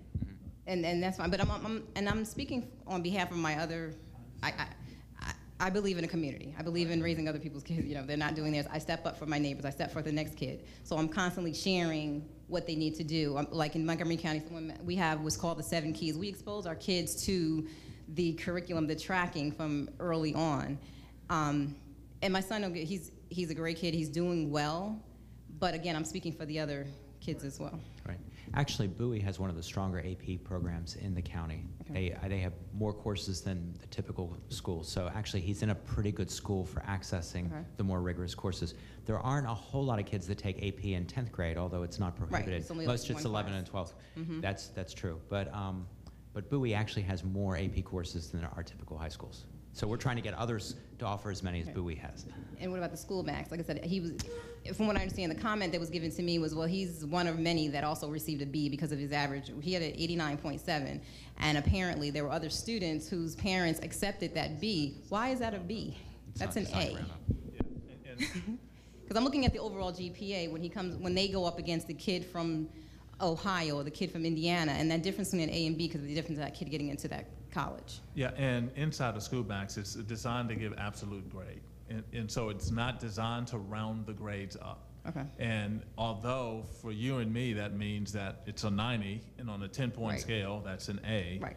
But inside of the software, it does absolute grading. It actually doesn't round up. It's whatever grades we input into that. And then, we also have a grading structure that converts numeric grades into alpha numeric or alpha placements that we put on the report card. So it converts a numeric to A, B, C, or D. And one of the things that we want to do inside of the grading policy moving forward is just have a straight numerical calculation for all grades, which means that if we're not talking about A's, B's, C's, and D's, we're talking about 89.7 means this. And that's how we are going to look at changing the grading structure as we move forward. Right now, it's just a numeric value that's calculated from all of the grade factors that are put in the school max, and then it gives the absolute average. And that absolute average then throws out an alpha character. And in this case, your son received a B when it was very easy to just round that up. Right, but it didn't. With the human, the human part of that should have rounded the grade Right, up. and they even it was actually a struggle, an unnecessary struggle for me to get that A, and the other parents didn't fight for their children, so that B remains. And it's unfortunate. And again, about the parent academy, from what I see parents here, and I know we would love to be a part of. Yeah, on that point, I will also have you give Ms. Brown back there your contact information. Okay. She'll find you. Okay. Because what we like, I think that'll be great if we can do, just so you quickly how we see that working. It does require the community to come together to make it happen, and then we, from the system, Dr. Height, have staff make sure we provide the information and how that happens. So we can do all we can from our side to make sure that you have in the framework, whether it's the use of a building, those kinds of things. So let's talk about how we can get a parent academy started in this area for moving forward. And that's something we can start working on right now. Okay, thank you. Hi, I'm going to be very brief. My name is Delma Davis, and I'm a parent of a Summit student at Bowie High School, so I have had a lot of pleasant experiences. Bowie is ranked, this across the nation and so forth. There's 17 AP classes and so forth. But the thing that is of utmost concern to me is that Bowie is over capacity. And I understand that Duval and Largo have 999 empty seats. And I'm wondering, with a high-performing school, Bowie is a driven area. It's ranked nationally. It's a great school. And one of your priorities is to make District 5 better. Why would we not continue to want to make Bowie better? So is your question Bowie being over? Yes. Okay. Yes, when there are empty seats, I know in Duval. So thank you for asking that question. Okay. Let me just say it, that has been a unbelievable battle over the past 4 years. And what I mean by that is exactly one of the reasons the state has denied us 3 times? 3 times, 4? At least 3 times. So, we've put in to have a second high school in Bowie. We've advocated, I know I have, to have that second high school in Bowie.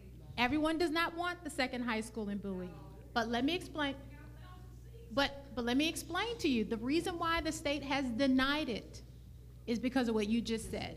The adjacent school has empty seats, and the state has said, Prince George's County, fill those empty seats, fix your boundaries, and you won't have overcrowded conditions in Bowie. Now let me tell you what happens with regard to what you're saying. The adjacent schools aren't doing as well. And so what happens? Parents say, I don't want my students to go to this particular school. Now, how do you fix that? It's called secondary school reform. Because if parents believe that a school with this name has problems, it's our job to revamp, redesign, rename, do something different so that parents aren't looking at the name of that school. And then consider the children that are going to that school. This board has the obligation and desire to not ostracize any child in this school district. So we can't go with that process of, I don't like that school. What we have to do is we have to say, how do we make it so parents see it as choice options? And that's what secondary school reform is about. It is, how do we not look at the name of a school or change it if we have to, so that parents are comfortable with the program choices at various schools. So that's like in a nutshell. I'd be glad to talk more with you about it. But that has been an ongoing battle for the past 4 years with regard to Bowie getting a second high school. The funding has been put forward, the county council has supported it, the state has denied it every single time, saying that we don't meet the requirements. That's unfortunate, but thank you. You're welcome. Hi. Hello, ma'am. Hi, I'm a parent of a senior. Thank God the end is here. And I'm sorry I was late, but I have a few concerns, and I only have 3 questions that you can answer me, and I'd like to participate with other parents. Since my son will be gone, I only have 1, and I can volunteer at whatever school you need me at. I am an informed parent, an active parent, tried to be anyway at Bowie High. Wasn't very lucky, but My concern is why there's no consistency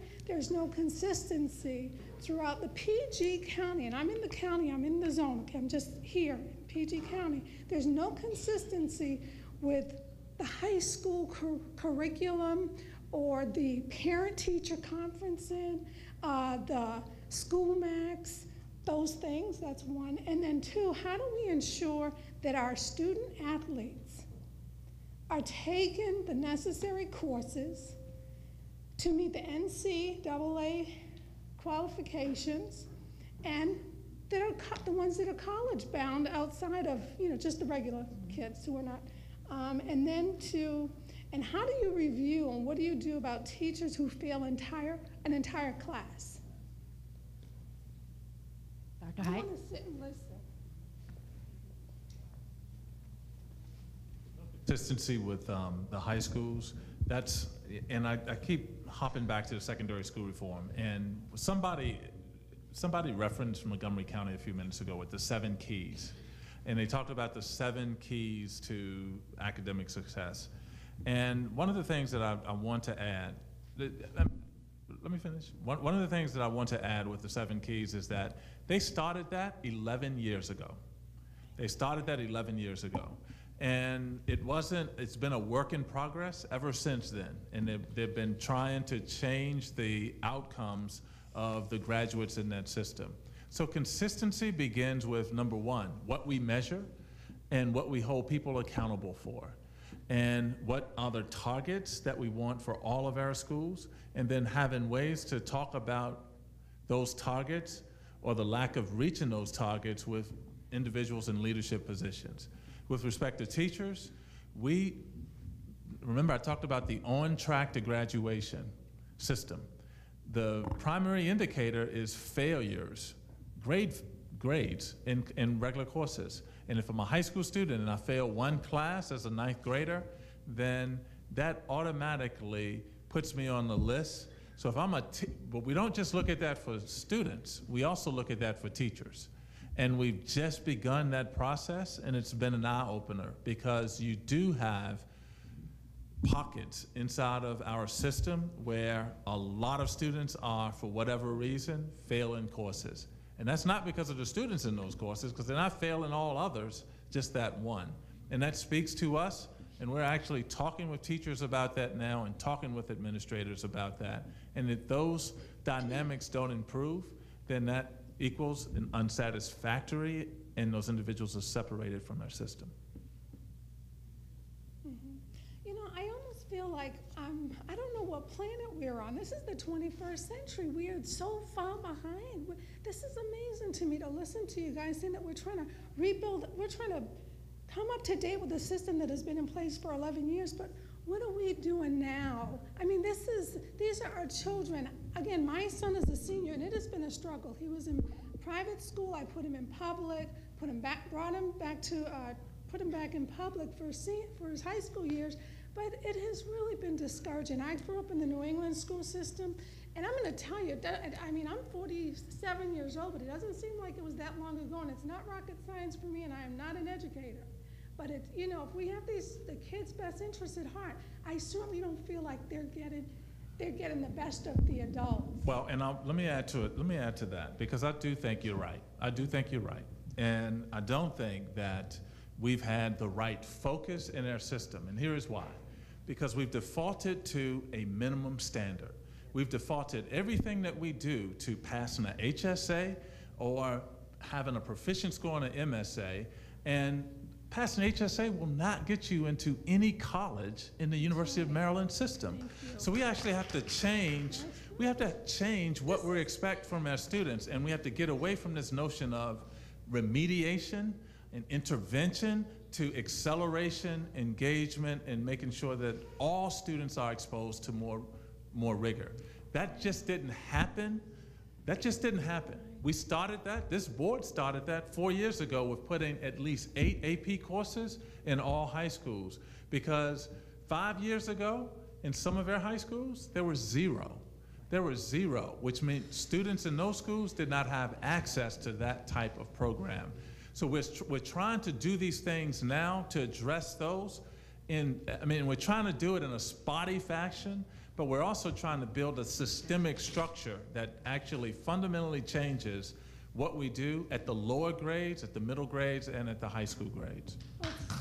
It sounds like you have parents who want to be involved, and I have tried and reached out to Bowie High School with no luck. So maybe we'll get something here tonight, and we really need to start somewhere. I mean, you have all these valuable people, parents. We would love you involved. Ms. Lynch is in the back. She's gonna get your information. We will get you involved pretty quickly. I actually have a really quick question. I'm Jackie Taylor, and I have a son here at Benjamin Tasker High School. I mean, at Benjamin Tasker Middle School. I also have a high school student as well. But in terms of the Parent Liaison Program, I understand that that's going to go away. We may or may not have one next year. And I just wanted you to discuss that a little bit in terms of the priority of parent involvement. We have a fantastic parent liaison here at Benjamin Tasker, and it would be great if she could actually stay here. But if you could just discuss the future of that program. Thank you. In the future of the parent, we're trying to approach this more from parent advocacy. And so there are two things that happen. One, I talked about it earlier, the budget situation, and parent liaisons are a function of a revenue situation. We will have schools, and those are primarily the high-need schools, Title I schools, if you will, who have funds for that purpose. They can use those funds to provide for parent advocacy in a school.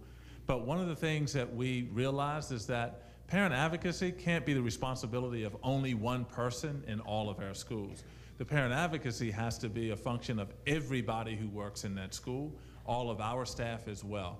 We are looking at the advocacy structures like what was described earlier, side by side. It's a program that really encourages the faith-based organizations to help us train parents. We also created an Office of Parent Advocacy, and that office really is going to be to expose parents and expose PTSAs to training opportunities that we can do for all parents inside of a school. The last thing is the importance of training and helping train our staff on how do we interact with parents. Sometimes we say that we want parents in the building, but our actions say something very differently. And so this notion of training staff on how to work with parents to make sure that we are serving the best interests of students. Our last two questions. Hi, it's me. My question is, how is a school judged based on providing the accurate learning for the kids? Is it based on an average of the school, or is it based on each individual? How is a school, like say for instance Brandywine, is it based, when I spoke to the principal, he says that the school is good, but it's based on an average. So what I find that, we talked earlier about high school dropouts. High school dropout actually start from elementary school, because what happened is when your kid is not being taught properly because of lack of resource, they get shoved to the back because the class has to move ahead. So they're in the back, and right there, they're already dropped out because they're out of touch, they're not learning, and by the time they get to high school, when they're old enough to make a decision not to go to school, they're dropouts. So what are we doing to make it so that it's not based on an average, but each individual kid, the school has to bring each individual child up to a learning capacity where they can move on and you don't have all these dropouts? Right. And part of what we're constructing for every school is what's called a growth model, which means that it's indexed and it's based on where students arrive. And the difference that each individual at the school makes for those students, and that school in general, the difference that that school makes for all students. So you have a growth model that looks at how kids enter, how students enter, and how they leave. At Brandywine, they, I said earlier I wasn't going to do this, but the MSAs, but that's the only information we have, so I have to use that. But so at third grade, they have some pretty decent scores, comparatively speaking. But they drop in fourth, and then they drop again in fifth. And we have to figure out what's going on with that school. and why that dynamic is occurring at Brandywine Elementary. I think you really need to take a look at that school very thoroughly, look at the entire staff from principal down, because I think that school, it's not doing justice to the kids. Thank you. Thank you. I know I kind of snuck in here at the end, and thank you for that. I'm not going to ask you any questions, but I did want to address something that was said earlier. And I see that Dr. Watson had to leave, but towards the beginning, he had mentioned that there was a school in another county that had 2,400 students and how much larger Prince George's County is, and that those 2,400 students could fit in Bowie High School. Well, I know you all understand state rated capacity so well, and I just want to make sure, because we've had an enrollment way over 2,400 for so long, you think you can fit 2,400 students in that school, but you can't. So I know overcrowding has been spoken about, but I just wanted to point out to everyone that we can't fit that many kids. We've got the annex, and it helps tremendously as long as we have that. And also, I want to invite anybody that wants to volunteer the Bowie High PTSO. I'm a vice president. Our president is over here, and we'll put you to work right away. Great. Thank you very much. So as we close out, it's a couple of points. How many parents, a lot of people left, but how many parents actually have their School Max portal access? Does everybody have that? No questions, issues with that? Okay, great. Two last things. So earlier when I was talking about accepting our reality, owning what's ours, not pointing fingers, but if we're just real about our school district, it didn't happen overnight. It just didn't happen overnight in terms of how we're constantly struggling while our school system is doing fabulous. Maryland was named #1 2 years in a row because of the performance of Baltimore and Prince George's schools in terms of the progress. But when you're so far behind that you have to have so far to go, it's that constant battle. But I'm saying to the community, when this board came on, for example, a lot of what's happened in Prince George's County, if we're real about it, has been around equity. There's some parents in our county who are unbelievably happy. They've been happy because their school gets what they feel their students need. The parents are engaged in their particular school.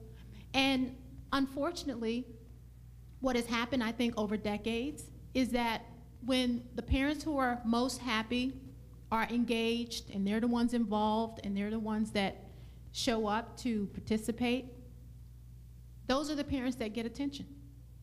Those are the kids that get attention. And what we've said as a board is that the foundation of our 5 core beliefs are about equity and access. And equity isn't equal. Equity is, how do we provide the level of service to our students without regard to whether or not their parents are engaged? And that happened. Tell me how unconscionable it is that we live in a county where it depended on the zip code you lived in as to whether or not you got AP classes. That's unbelievable. So I won't get on my soapbox, but that's a real reality that we own and we have to continue to fight in our county and deal with in our county. Now, I want to say this is going to come as a little bit of a surprise to Dr. Height, but I want to go ahead and say it now. So this board has also been very specific about when we make decisions, we're not basing them on when is the next election, how many people are going to come out and vote for us or not vote for us. And the reason I say that is because boundaries are tough decisions, not just in our school district, in every school district. But based on what we've heard tonight, we've heard it before, but based on what we heard tonight, yes, we have won at the state level when it comes to outcomes. The state has said, Prince George's County, you did what you were supposed to do with regard to that particular boundary change. But we also want to make sure that we did it right. So Dr. Height, the board is directing the superintendent and staff to review every point that was provided to us tonight. Ms. Beck is a great note taker. I'm sure she has every single bullet point. And she's gonna send that in an email. And what we would like, Dr. Height, is a report on the Whitehall boundary change. At the end of the day, We recognize that everybody will not be happy with our decisions. At the end of the day, we recognize that we can't make everybody happy. So I'm also saying that we're not making promises. I'm saying that we want to make sure that we can address the issues that were presented to us tonight.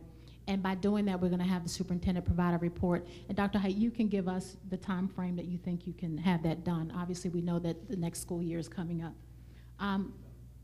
Okay, great. Colleagues, am I forgetting anything, missing anything? So let me say this. Thank you for coming. We got a lot of people who want to participate in the process. Welcome. We welcome you to do that, and we look forward to continue to work with you. We are adjourned.